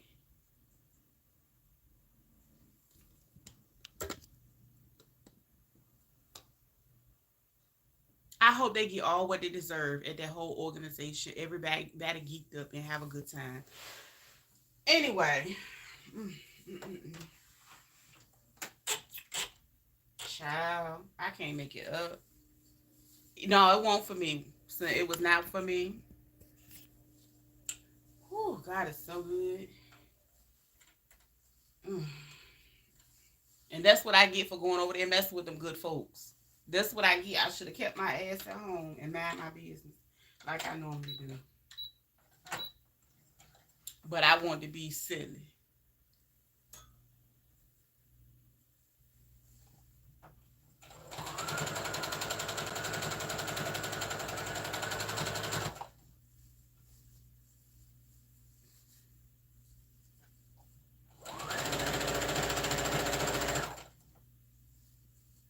God bless them. Yeah. 'Cause I ain't got to do it. I ain't got to do it.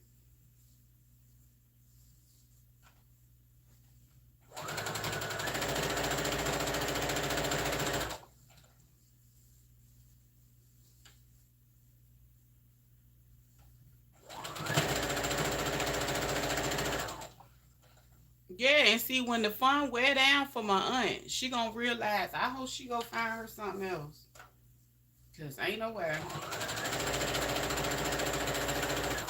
Or at least take the leap of faith and go ahead and get her a she can do sponsorship.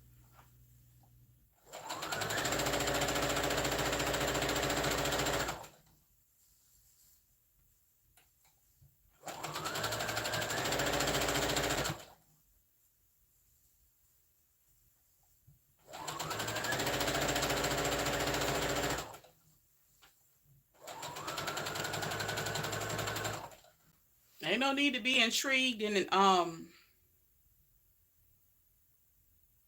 trying to collect data and information from me. Um, yeah, they lucky I don't send them a damn invoice.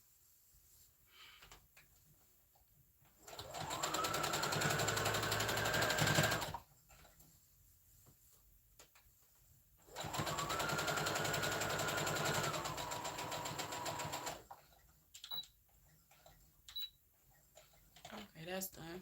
But yeah, child. When I tell you, it was so funny. When I seen him, he was like the he was that was it for me. I was like, what? I said, you got the nerve to keep talking to me and saying something to me. And I'm just looking at him like, bro, you know exactly who I am. But see, he couldn't get it up out of me.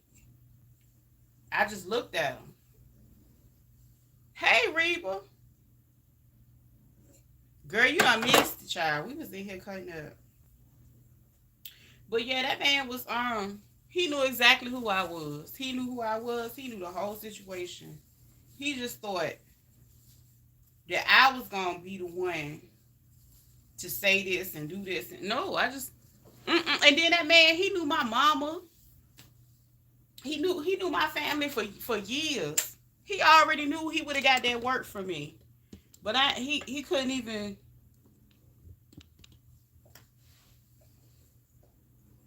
He wasn't worth it. Cause baby, you already making $14-15 an hour.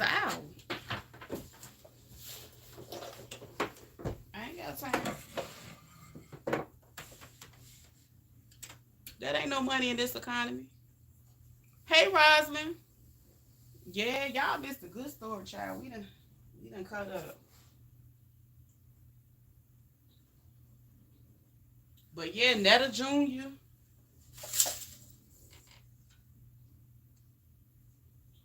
He did. That was it for me. That was it. That was the ball game. I was like, no, ma'am. Netta Jr. tried it. He really, really did. Netta Jr.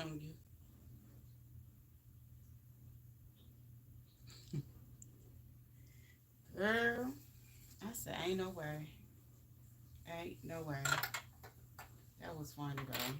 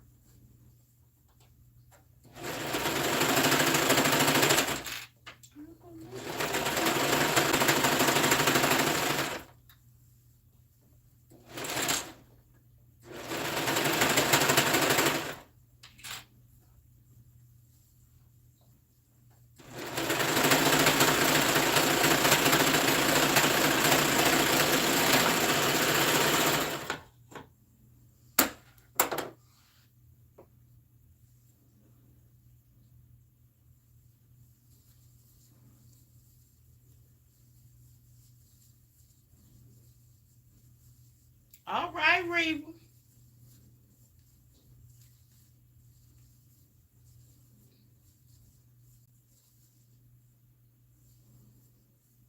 No matter what.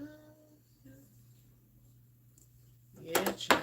I said, Lord, I'm going to sit my tail at home and mind my business. That's what I'm going to do. All 2025. Mm-mm. That's all I'm going to do. That's my goal.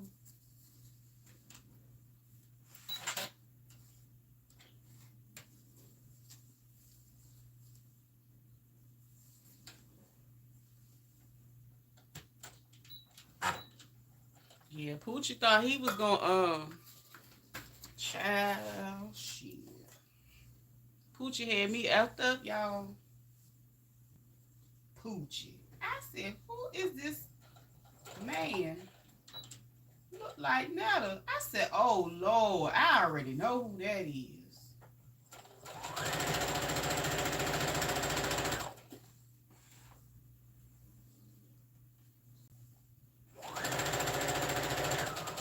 see why they ain't got no director or no house manager. They got him there. Oh no. Dad keep so much stuff up and be lying. Oh no. Mm-mm.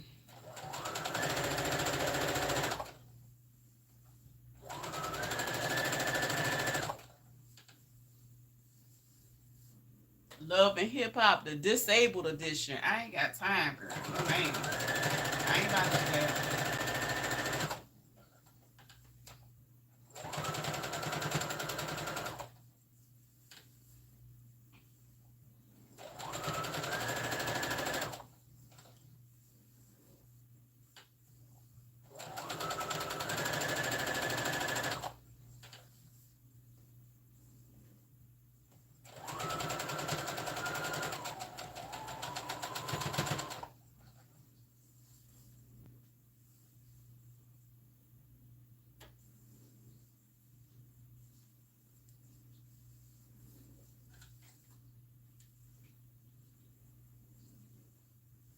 What's my other string?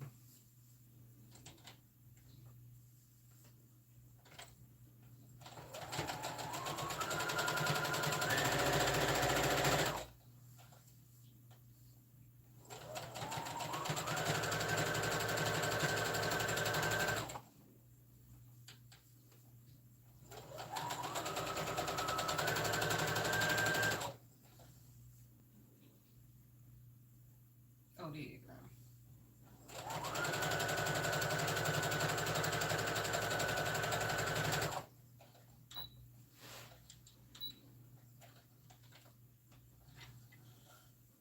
You said you need a hobby.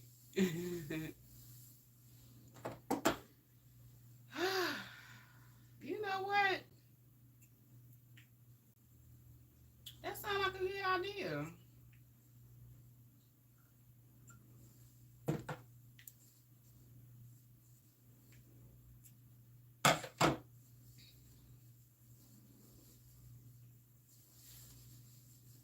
And you know what? It just made me, it just reminded me of my why. And my why, oh, my thing over there.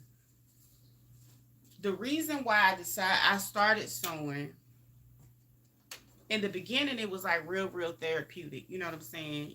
For a hobby. And then, well, I started it when I was working in one of them crazy places with them crazy workers and all that stuff. So after a while, my why was like, yo, let me see if I can turn this into some money. And that's basically, what I decided to do. Um, and I don't know, I told somebody, I forgot who it was. It was certain things that I prayed to be able to do, and I was real intentional with it. And it was just different areas of my life. And so with the sewing, it was a part of it. And um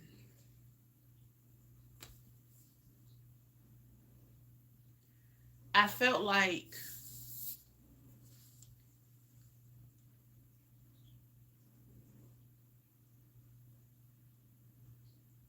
it, okay. So my why, I said, okay. I took a major leap of faith. Hey, Dean. You know what? I had the wrong person, Dean. That was somebody else. When we was talking about, I had the wrong person. That was the wrong person. That was a wrong person. Okay. I had to mix up, but that was a good story. That's just I still looked into it, but that was the wrong person. Um, so with my why, I had to go back and remember what I asked for. And sometimes you got to be, careful what you ask for, because you'll get a lot of those things and then you really don't know what to do with them. So, not to say I wasn't grateful for them. It was just like, okay, you asked for this, you got this. Now what are you gonna do to keep it? Oh, look, I thought about. I said, hold on, that ain't the same person. Wait a minute, I had started really, really looking at it. Similar names, but that's not the same person. But and so with that why, when it came to sewing, it was like, okay, you asked me for this, but do you trust that I'm gonna go ahead and work it out? I was like, dang, that's deep. But sometimes we lose trust and faith in certain things. And when I was telling that story about Poochie, it was funny, it was entertaining, but it reminded me of why I do what I do. Okay, cool, cool. Okay. It reminds me of why I do what I do. And I ain't had no business down at that damn interview. I ain't had no business there. But I'm the type of person, I like to see things all the way through. And when I told them I would come Monday, I felt like they were accustomed to people that stopped coming. And I've never been a quitter for anything that I do, because if I'm committed to it, I'm committed to it. I'm all in. So, you know, it was just interesting. It was, it's a lot of people that missed the Poochie story. Y'all gonna have to go back. But I just felt like sharing it. Like that happened. Like just imagine how it felt. Cause like y'all my extended friends and my folks. And I was like, let me tell this story. So I was throwing hints a little bit, and I was just like, I think on one of my community posts, I said, I just hope I'm making the right decision. And you know, I just had to be real careful and pay attention because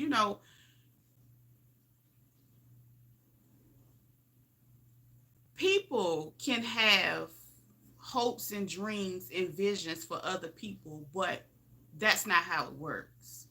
That's not how it works. So, though I think my aunt meant well, and I feel like we all grew up in different times and eras, and I respect all of that. But,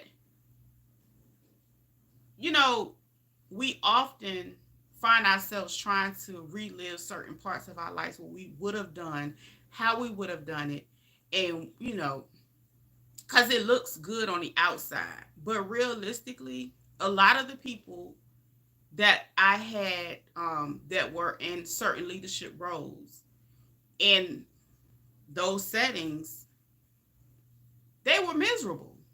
They were absolutely miserable, and I refuse to live my life in misery, and that's just that. And I sure as hell ain't living my life in misery for no little funky $42,000. That's no money. I made that over 10 years ago with my locks. So,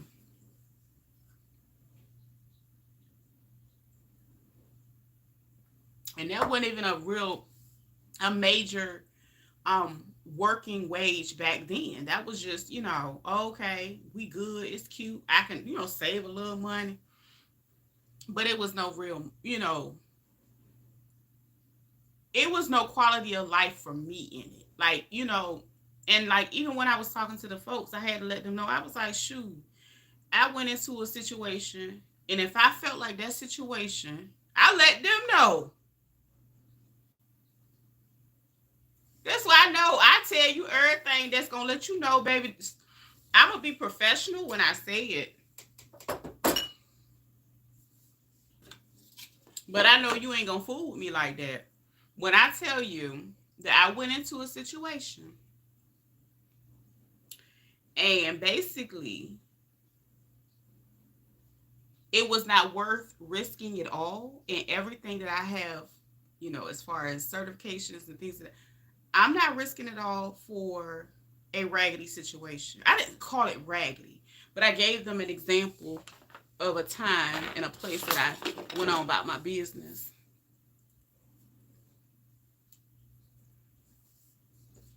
So, and that's a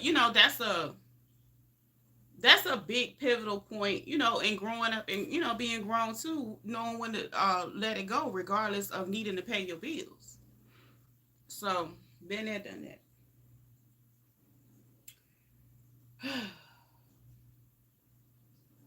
I need to print this label because I gotta go to the post office. And today I'm going to the ghetto post office because I don't have to go to the counter. I had to go to the counter yesterday. It's this lady, um, that works at the post office is close to me. She hates her job. That's sometimes that's the way you have to. Yeah, I mean, I felt like, and you weren't in here when I was telling the story, but to place another order for back. Oh, I got it. I'm gonna get it. Yeah, Reba. You know what? I actually been taking time to like look at different fabrics and stuff because I'm about to get me some more fabrics and stuff. So yeah, that's why I'm glad. Like my faith would not let me settle. It would not let me settle. But yeah, like I was Dean, I was like basically talking about how I went on an interview for a job that I know I could definitely do. My aunt told me about it. One of the people that worked there, coincidentally, we favored one another. She asked me to. She said, "Well, send your resume." I sent the resume. I went and did an interview Friday. I did one Monday, but I knew they was full of shit. And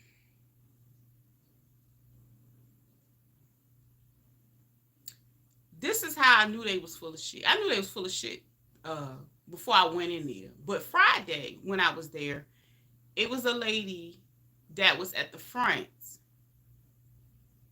And then I thought about it. I said, they don't have they need an administrative assistant. So this lady was kind of like sitting at the front doing a little something, something. But she already told me, she said, I work in the back. I do billing. And I'm like, oh, okay, cool. She was a really, really nice lady. Very spiritual, very long, beautiful locks. We talked about a lot of history. Like she was really, really nice. And on my way out, we talked a little bit more. She was like, you know what, I'm gonna give you my number. And I said, okay. And I had to explain to her, and I'm pretty sure she picked up what I was putting down. And I said to her,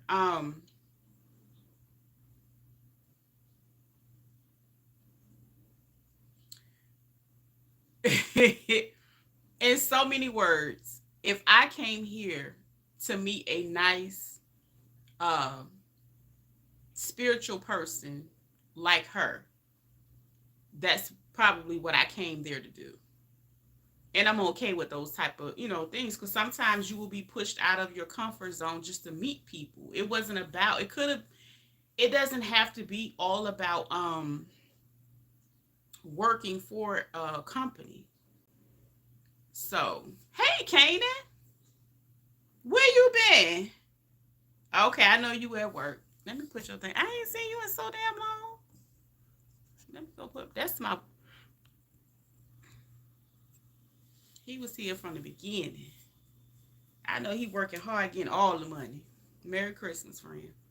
Um, so I already knew, and they knew, but to me, I've been on so many interviews that were really like consultations.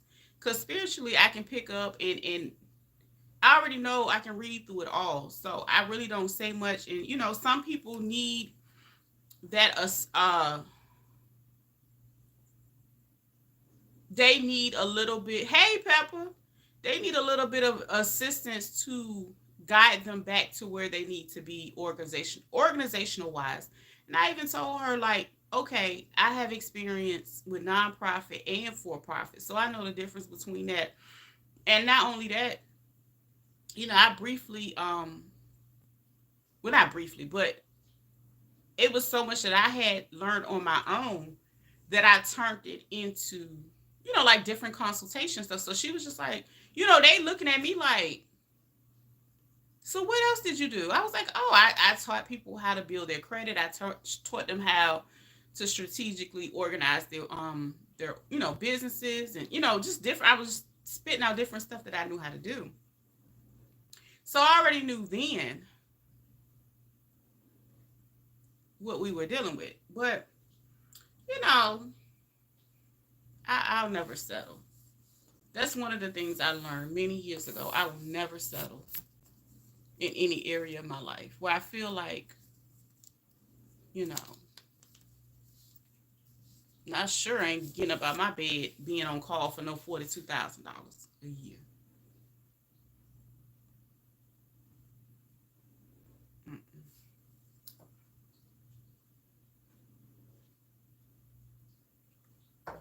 I need to print this label. Where's my iPad?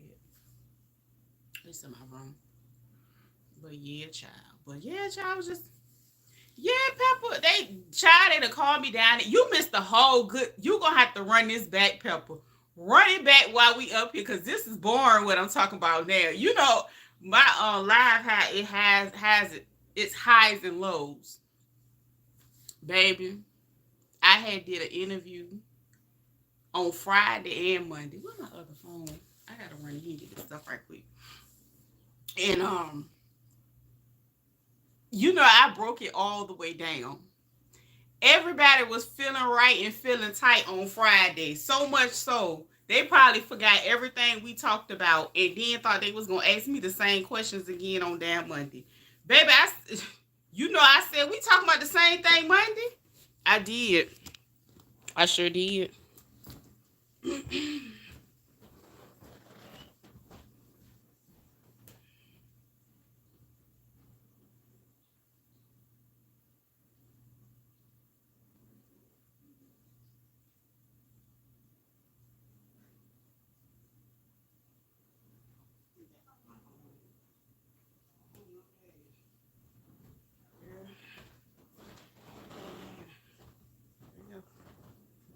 Who is these folks?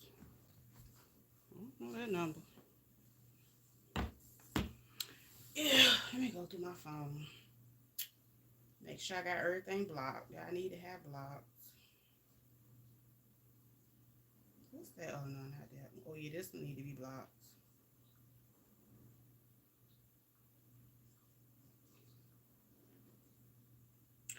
Next caller, cause you ain't talking about nothing.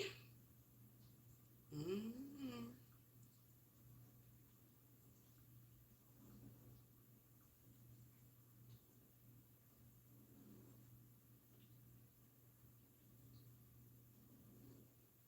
Then they around there bragging about, oh, we've been in business for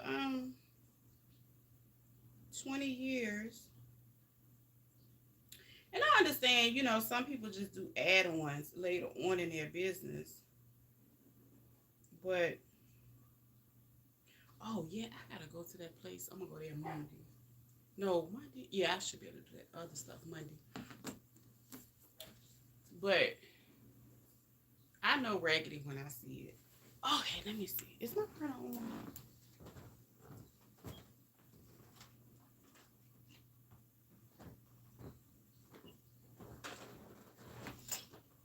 Oh shoot.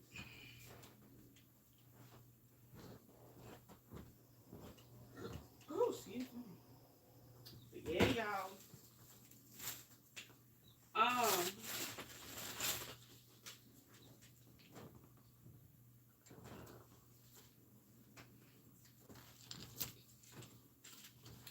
I'm ready to get this thing because I gotta go to the dang on post office. And that lady, she is so mean. They are going to hire you to run their place now to get in order. Not me. They out of order. They out of order, then. Not for no 40. The max pay was $24 an hour. Who has to leave a house to make $24 an hour in 2024? Pepper, it's laughable. I made that 10 years ago. Get what in order? They better get their funds in order instead of spending all that money on catered food and drinks. That's part of the budget to have you a decent house manager and a program director. And you don't even have an administrator. You done ran your administrative assistant away from the main building. Let's talk about it.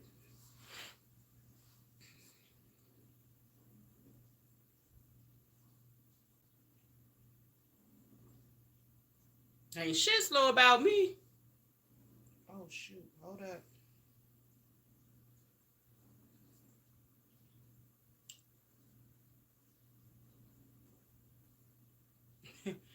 Ain't that slow about me, but my response.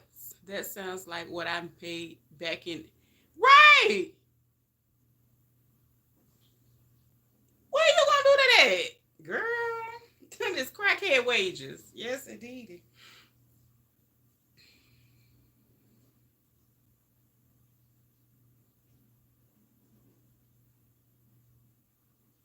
And you know, a lot of times you gotta remember,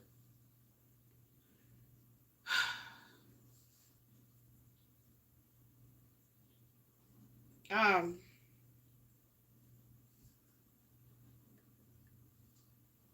I don't know how to play dumb. I play dumb for a little bit, for slight polite moment. But after a while, baby, I get tired. I'm like, look, and they kept talking about the director had to go buy groceries. You mean physically go to the like? I'm okay with grocery shopping. Y'all know I coupon. I've been couponing since 2012, 2013 ish. So I know where everything is. I know how to get everything. But at the same time, if a person, see, the problem is you want to put a corporate title on the position, but you want them to be your do boy. How does a person have to go physically get groceries when we got Instacart and Walmart delivery in 2024 for a program that's been around for 20 years?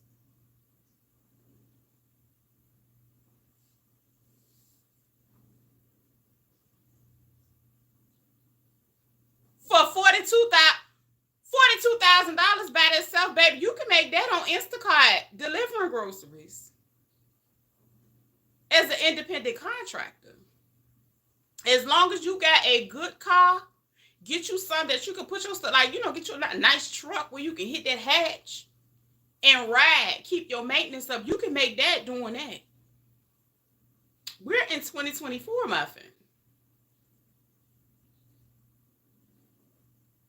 We only have 2 classes right now. The middle class is on the way to being gone. Either you gonna be down here. A lot of people, they a little down here, but they know how to make it with down here. And then you gotta be all the way up here. So if I'm down here, baby, I need to be comfortable down there at the bottom.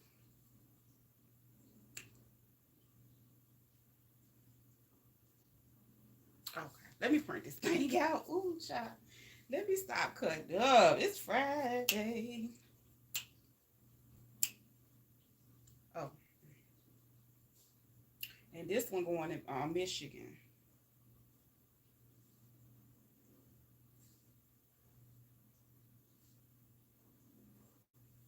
Shout out to Michigan. Shout out to Florida too. Yes, they are living back in the day. Their bus has a transmission problem.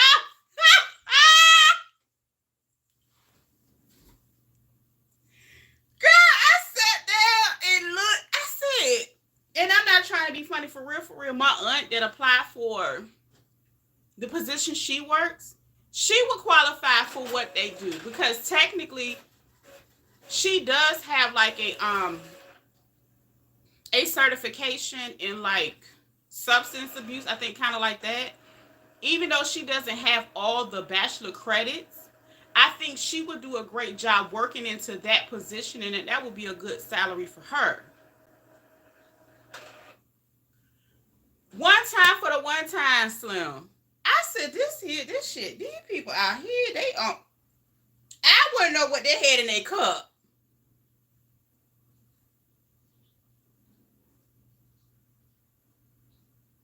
Like I said, everybody was feeling tight and feeling all right.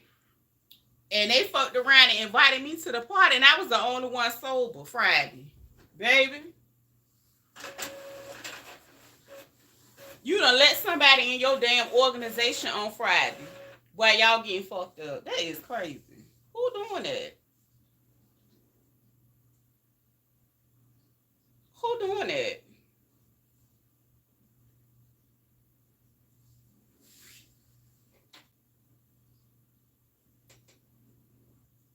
Everybody walk around with styrofoam cups and catered food, and it was just a whole party, girl. She talking about walking to a blackout. I sure did. Slim say, "Oh, have mercy." I said, "Child." They ain't had the red ones. They had the white styrofoam ones. They ain't had the red ones, but they ain't had the red ones because they already know that you know, the association with having a red cup at work. They had the white ones. Yeah, girl. But I picked it up. Everybody ass tight. They looking.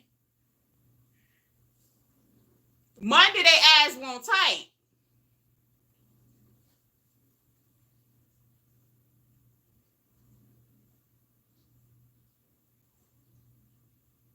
I said they done invited me to the party and ain't give me no damn cup. Shit. They could at least gave me a damn cup. See, girl, did I sit in that bitch damn near 4 hours? Ain't nobody. All they offered me was the water. They could have gave me a cup. I'm grown. It's Friday, baby. When I tell you, I laughed my ass off at home over. Just you know how you be replaying stuff. You like this just happened in real life. Cause I always, for some reason, know then this. Oh my gosh! So while I was there for the second interview, this gentleman walked past the hallway. You was not cup status yet. I know I ain't gonna never be cup status, baby. I got my own cup at the house, right? You know what I'm saying? When you go to that fabric shop, check and see if you can find the gold color for me. A bonnet. When you you said Black History. Okay. So what type of theme are you looking for? Black and gold, or you just want regular black and gold? But I couldn't, y'all. I just could not do it. I said they ain't gonna give me no cup. No, it was funny. So I ain't shit, cause you know I got to see her. They know I was nosy little motherfucker. I was just sitting back looking and watching their office. Shit, you got me here for damn near 4 hours. You shifted me between people to interview me. Fuck it, I'm gonna tell what I seen. Okay, so I went and talked to the main person I came to talk to and somebody else. Okay, so then they sent me in the lobby, and then 2 more people came and basically talked about the same thing again.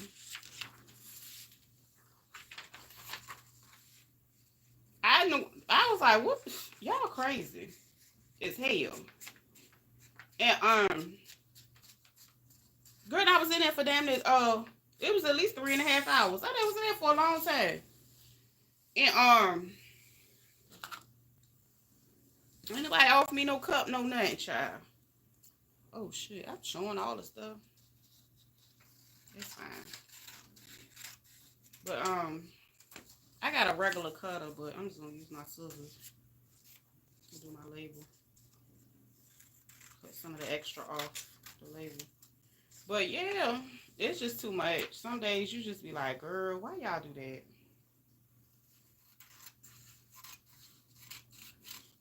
Why y'all do that?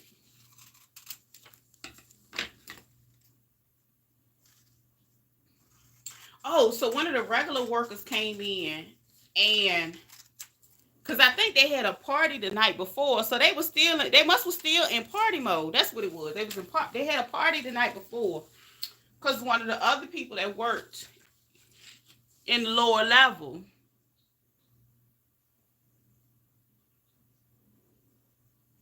Yeah. But they ain't give me that girl. They supposed to clock me in, girl. They supposed to send me a damn a cash app or something. Dean. Hell, I'm using my gas money. Going up there.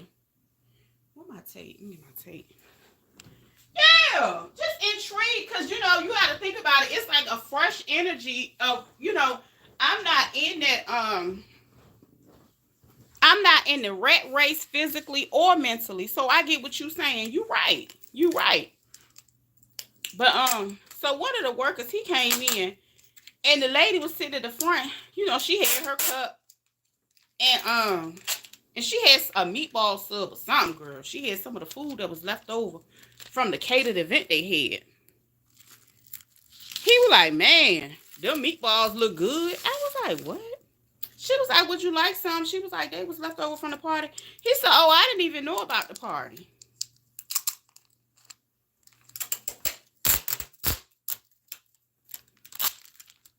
So she went and got him a couple meatballs and put them in the cup. He said, I would just put me a couple in a cup. I eat them on my way back to work. Girl, they is crazy. What they got on sale? When I seen the sorority earrings, I already knew it was gonna be some stuff. And I'm not with that sorority stuff. I'm not into all that. I'm not into that. Did I tape it? I taped it good. I'm not into that. I never pledge because you don't supposed to pledge to somebody else. You know, to each of his own. If I don't even pledge to the flag, you know I ain't pledging to that. Come on, somebody. But yeah, I already knew it was gonna be some mess. They ratchet like that. I ain't know, but you know what I'm saying. This is the thing, and I'm not gonna talk about the people of that sorority. I have some couth about myself when I feel like it. But you wanted me to be so extra and ghetto and beneath you. You showed your whole card. And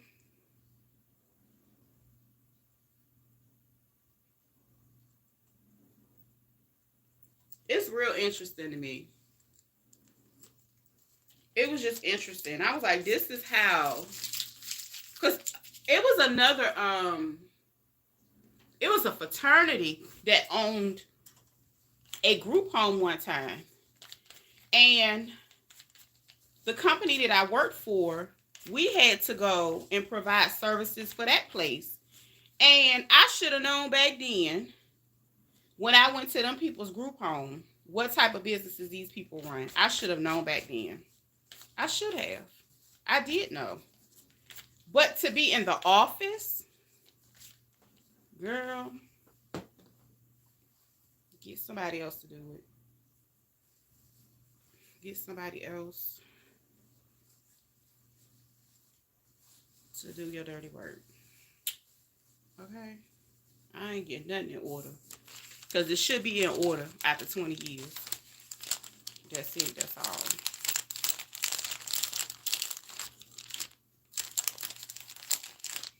Baby, I was born on a Thursday, but it wasn't the Thursday before they invited me down to the place. Amen.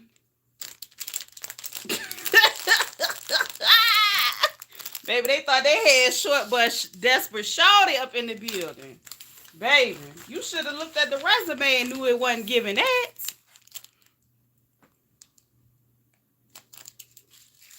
And the crazy thing is, I hardly ever put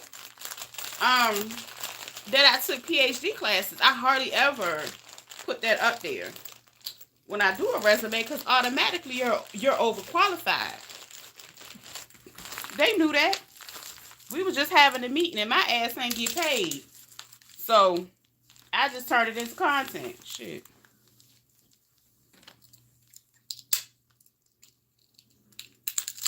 I said, Lord. Ghetto. What Nene Lee said, the ghetto. Gotta go. The kids are up. Y'all have... You too, Deborah. Enjoy your beautiful babies that you get a chance to be over there with. Your grands.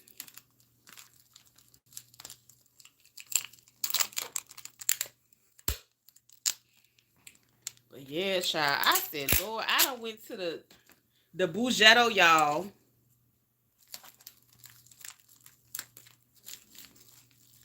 Yes, I had went to the Bougetto. So straight to the Bougetto you go. Yeah, overqualified means I will not pay your work. Yeah. Child, that would have been like charity work for me. That would have been just something to do. You know, busy work. But you know, sometimes you have to go and be around the people to see, you know, what they gonna, how they carry themselves, and ain't no way in the world they could have been calling me.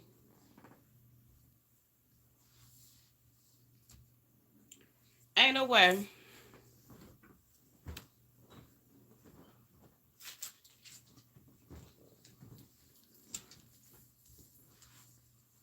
Ain't no way. It just don't make sense. You know what I'm saying? Hold on, did I put that thing up here? I think I did. Oh, wait a minute. I don't know. Yeah. Yeah, they can't pay you what you worth. And they know you're not going to stick around long enough for their shenanigans. Now it makes sense why those positions are open. Because nobody wants to work there and be with a certain type of people.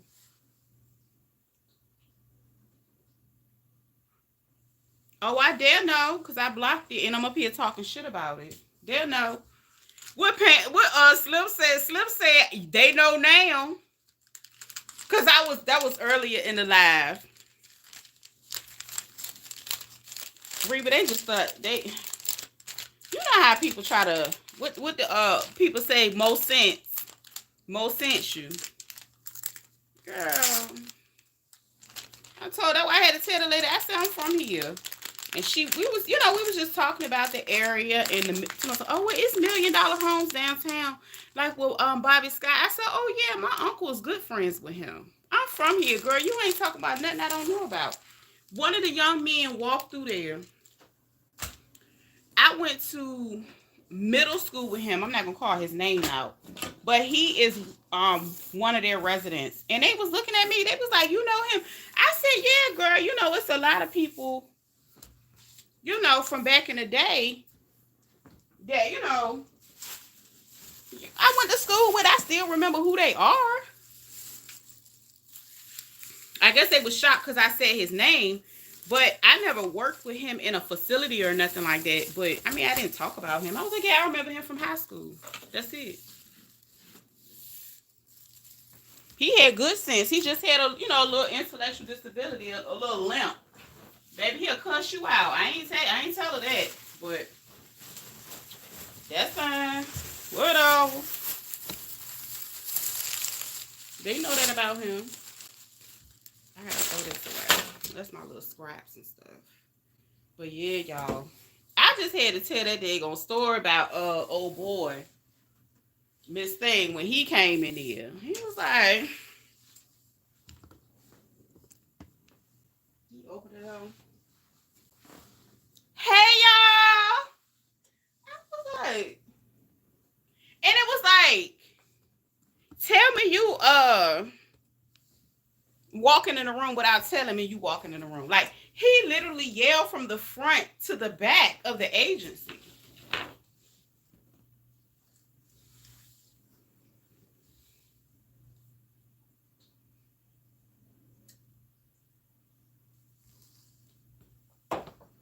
And you know, a lot of people won't hear when I told the story. Miss Thing and I knew one another outside of there. And I knew then it was not gonna work. If I ain't know before, I knew when I left there Friday, I ain't had no business taking my ass back on Monday. But like I said, I ain't no quitter. I had to see it through. I had to see the behaviors. And I had to see if everybody's ass was still tight from Friday. He wasn't bougie. He was he was not bougie. He was not bougie. He looked just like Netta. He was about 6'3". He looked just like Netta. The only difference is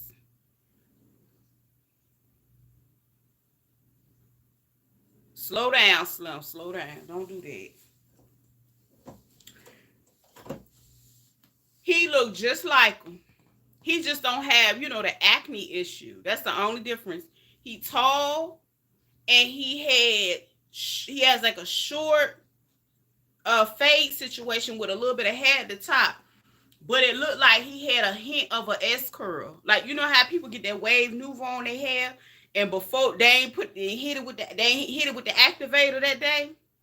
Oh, I know all about wave nouveau. I remember that. Yes, I know all about wave nouveau. I ain't have one, but you know what I'm saying.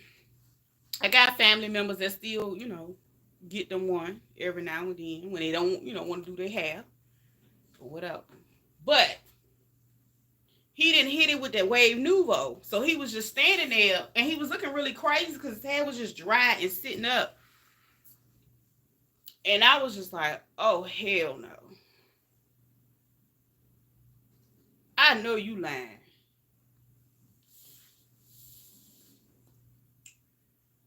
And he tried his best to get me to say my name and where he knew me and I knew him. He tried his damnness to say what, you know, what we knew each other for. I was like, oh, hey, yeah. Mm.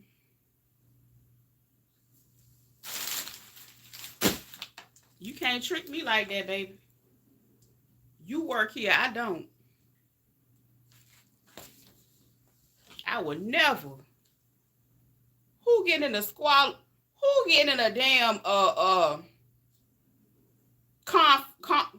conflict with somebody that's around here? What? Let me tell you something. I looked at their site and them people getting maybe like $14 an hour. The people that worked under me back then, they made 16. That was over 10 years ago. Man, no. Mm-mm. You gotta play with somebody else. They gotta find something to do. This shit is out of control. They got to find something to do. And I know I was fresh, you know, I was unbothered. I wasn't stressed out, baby. I was going in there. I had already had my coffee, my meal, whatever the hell I had going on. And I sat there and I just talked to people, you know, the same way I talk to anybody else. I don't sugarcoat. I don't know how. But I'm going to be respectful.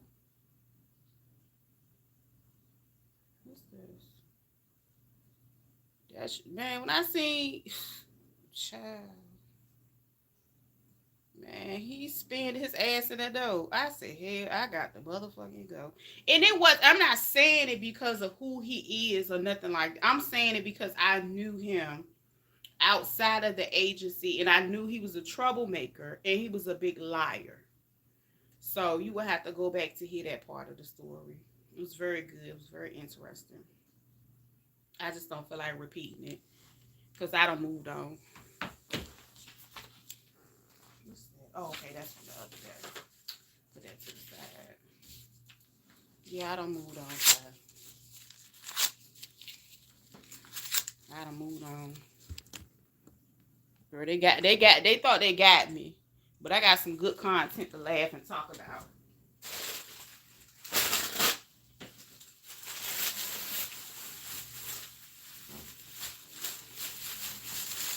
Girl. And the crazy thing is, I don't ever plan on working in those settings. If anything, I would create my own program and run it the way I'm gonna run it. And you know, I can be silly and talk about the organization.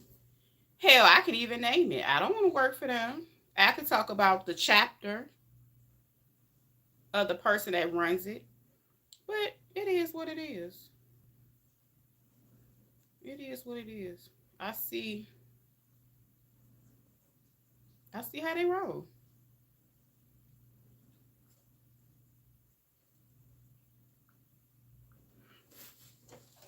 And plus I got shit to do. I ain't got time for that.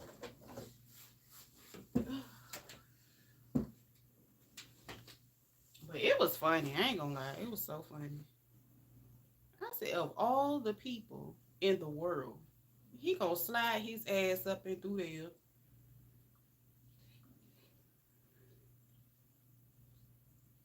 Netta Jr.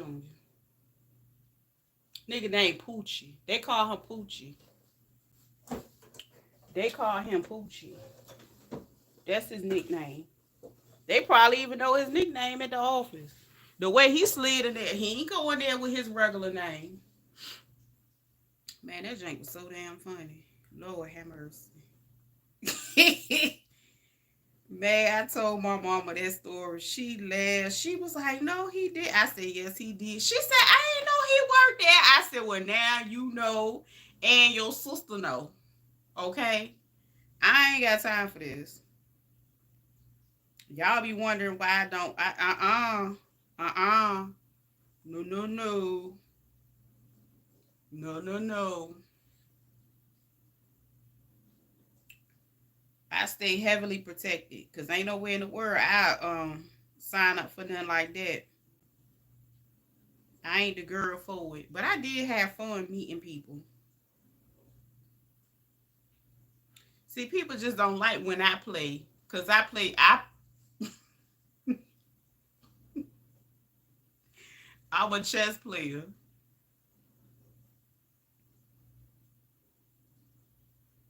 Oh, and then when I seen the owner come in there, cause that was still that Friday. The owner walked in and she had like a whole bunch of like she had been shopping and stuff or whatever. She didn't even speak. She just had all her like everybody that came through there, that worked there, they spoke. They were just like, hey, everybody was really nice. But when the owner walked in, cause somebody was like, oh, that was the owner that just walked by, and I was like, oh, okay.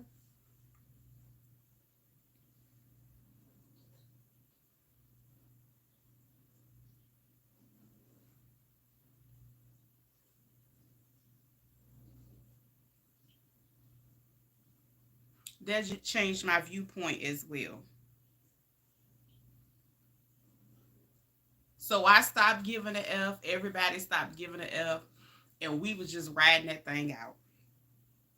But I appreciate them for calling me, and I appreciate them for reminding me how ghetto corporate is and how raggedy it is.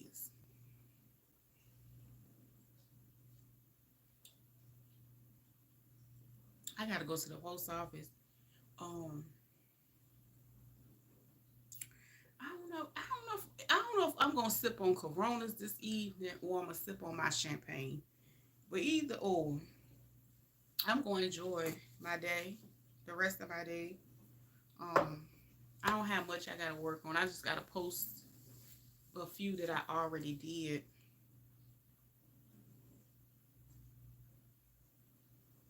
And I'm going to go from there.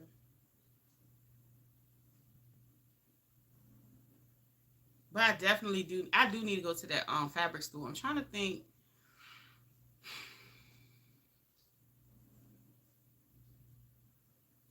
Because we had another holiday next week. Today, it's too late to go there. It's 1 o'clock. Child, these people, the store opens at like 10. It's like 10 to 7. And it's best to go like when it first open, around, already be out your house. And that's how jacked up the traffic is. And that's how much I'm familiar with um getting from this point to that point. You better off going in the morning. Because if you try to go on a Friday, uh-uh. It's 124. That interstate backed up to and from. Yeah. And it's gonna be like that till about 6 o'clock. Off and on. Child, they flipping cars, they running into each other, they playing bumper cars, they racing to the next red light. It's just too much going on.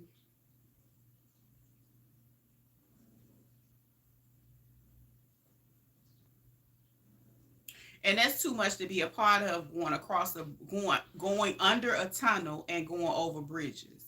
So I like to plan out my trip to where I know. That's why I don't even drive over there no more. I'd rather be driven over there. Baby, I need the protection of a bus. Okay. And if anything happened, I need to be covered under their insurance. You heard me? So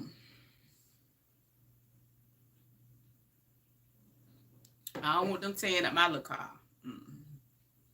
No, sir. Mm-mm. No. Not no compact. I got a compact car and a truck. And I don't want to take neither one. Bus it is. Bus it is. Yes. But anyway, did I miss anything, y'all? Did I miss anything about? I'm ready to go. I'd have been up here almost 3 hours. I didn't even plan on being up here this long, but I just stay long as y'all had me a lot of days. And you know what I'm saying, child? I wasn't ready. I just was not ready.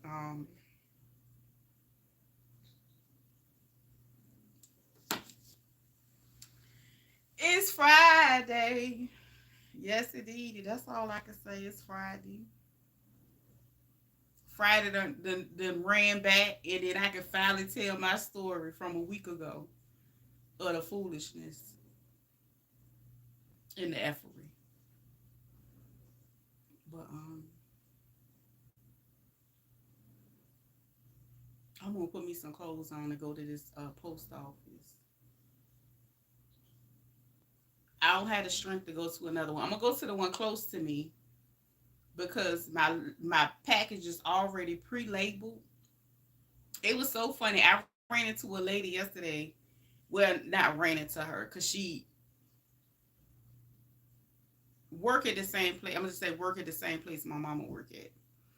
And I was like, man, I gotta go. I just finished going to get my fabric across town. I said, dang, I gotta go sew this. I said, I gotta go inside. They gotta put my label on. I said, dang, but I do not want to go there. I said, man, that lady evil. She hate her job.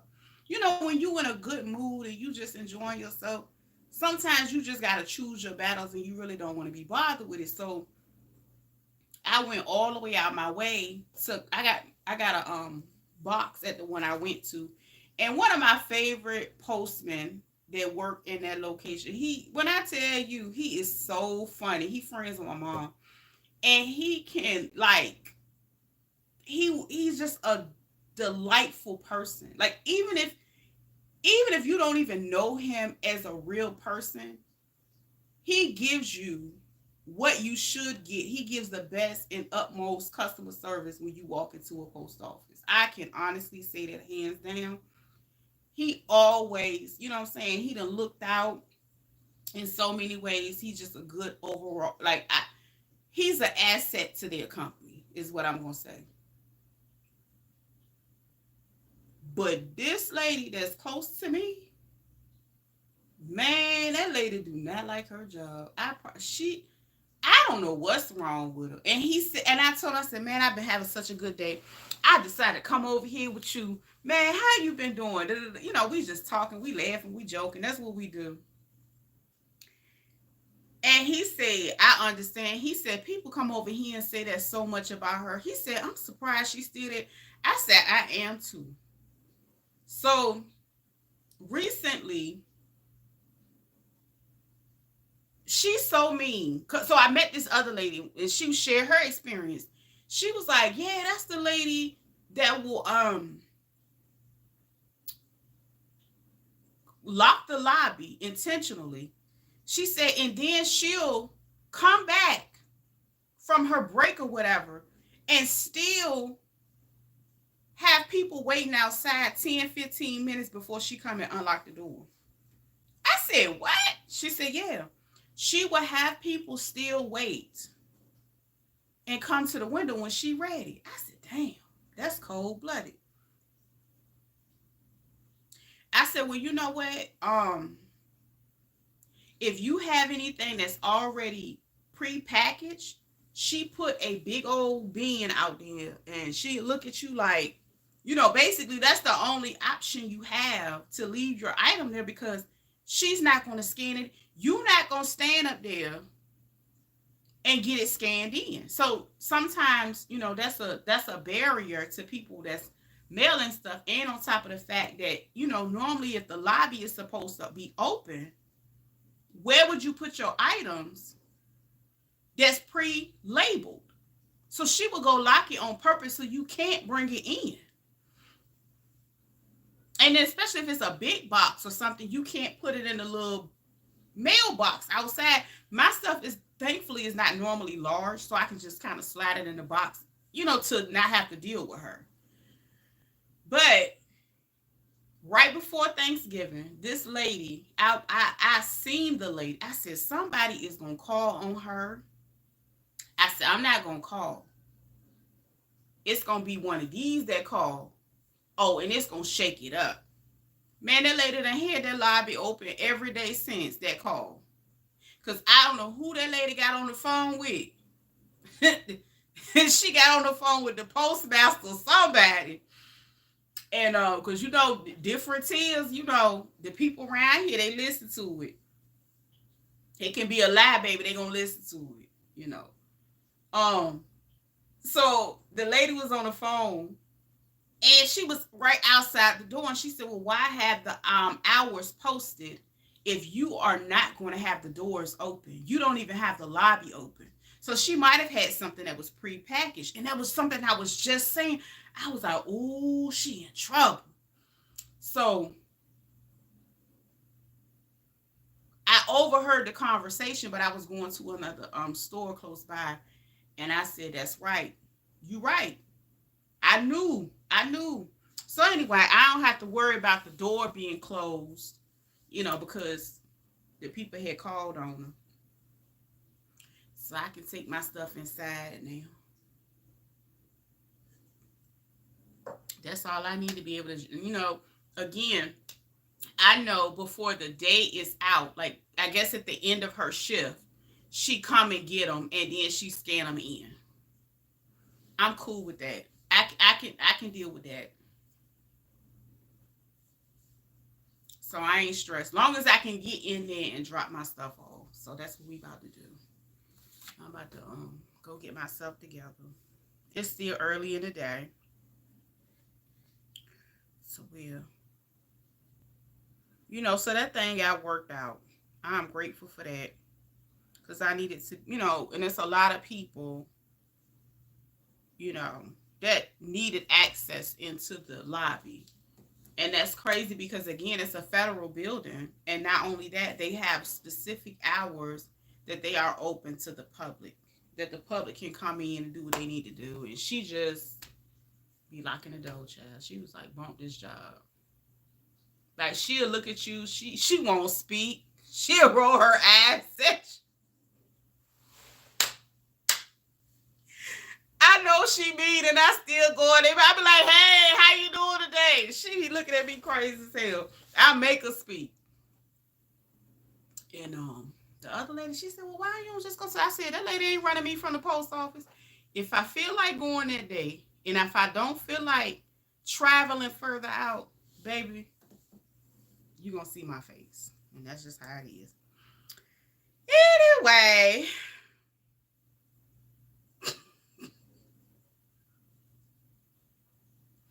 And this is just coffee, y'all. I'm just having coffee and finishing this thing. I ain't even had no drink. I did I had the little jello shooter. I went to bed after I had that last night.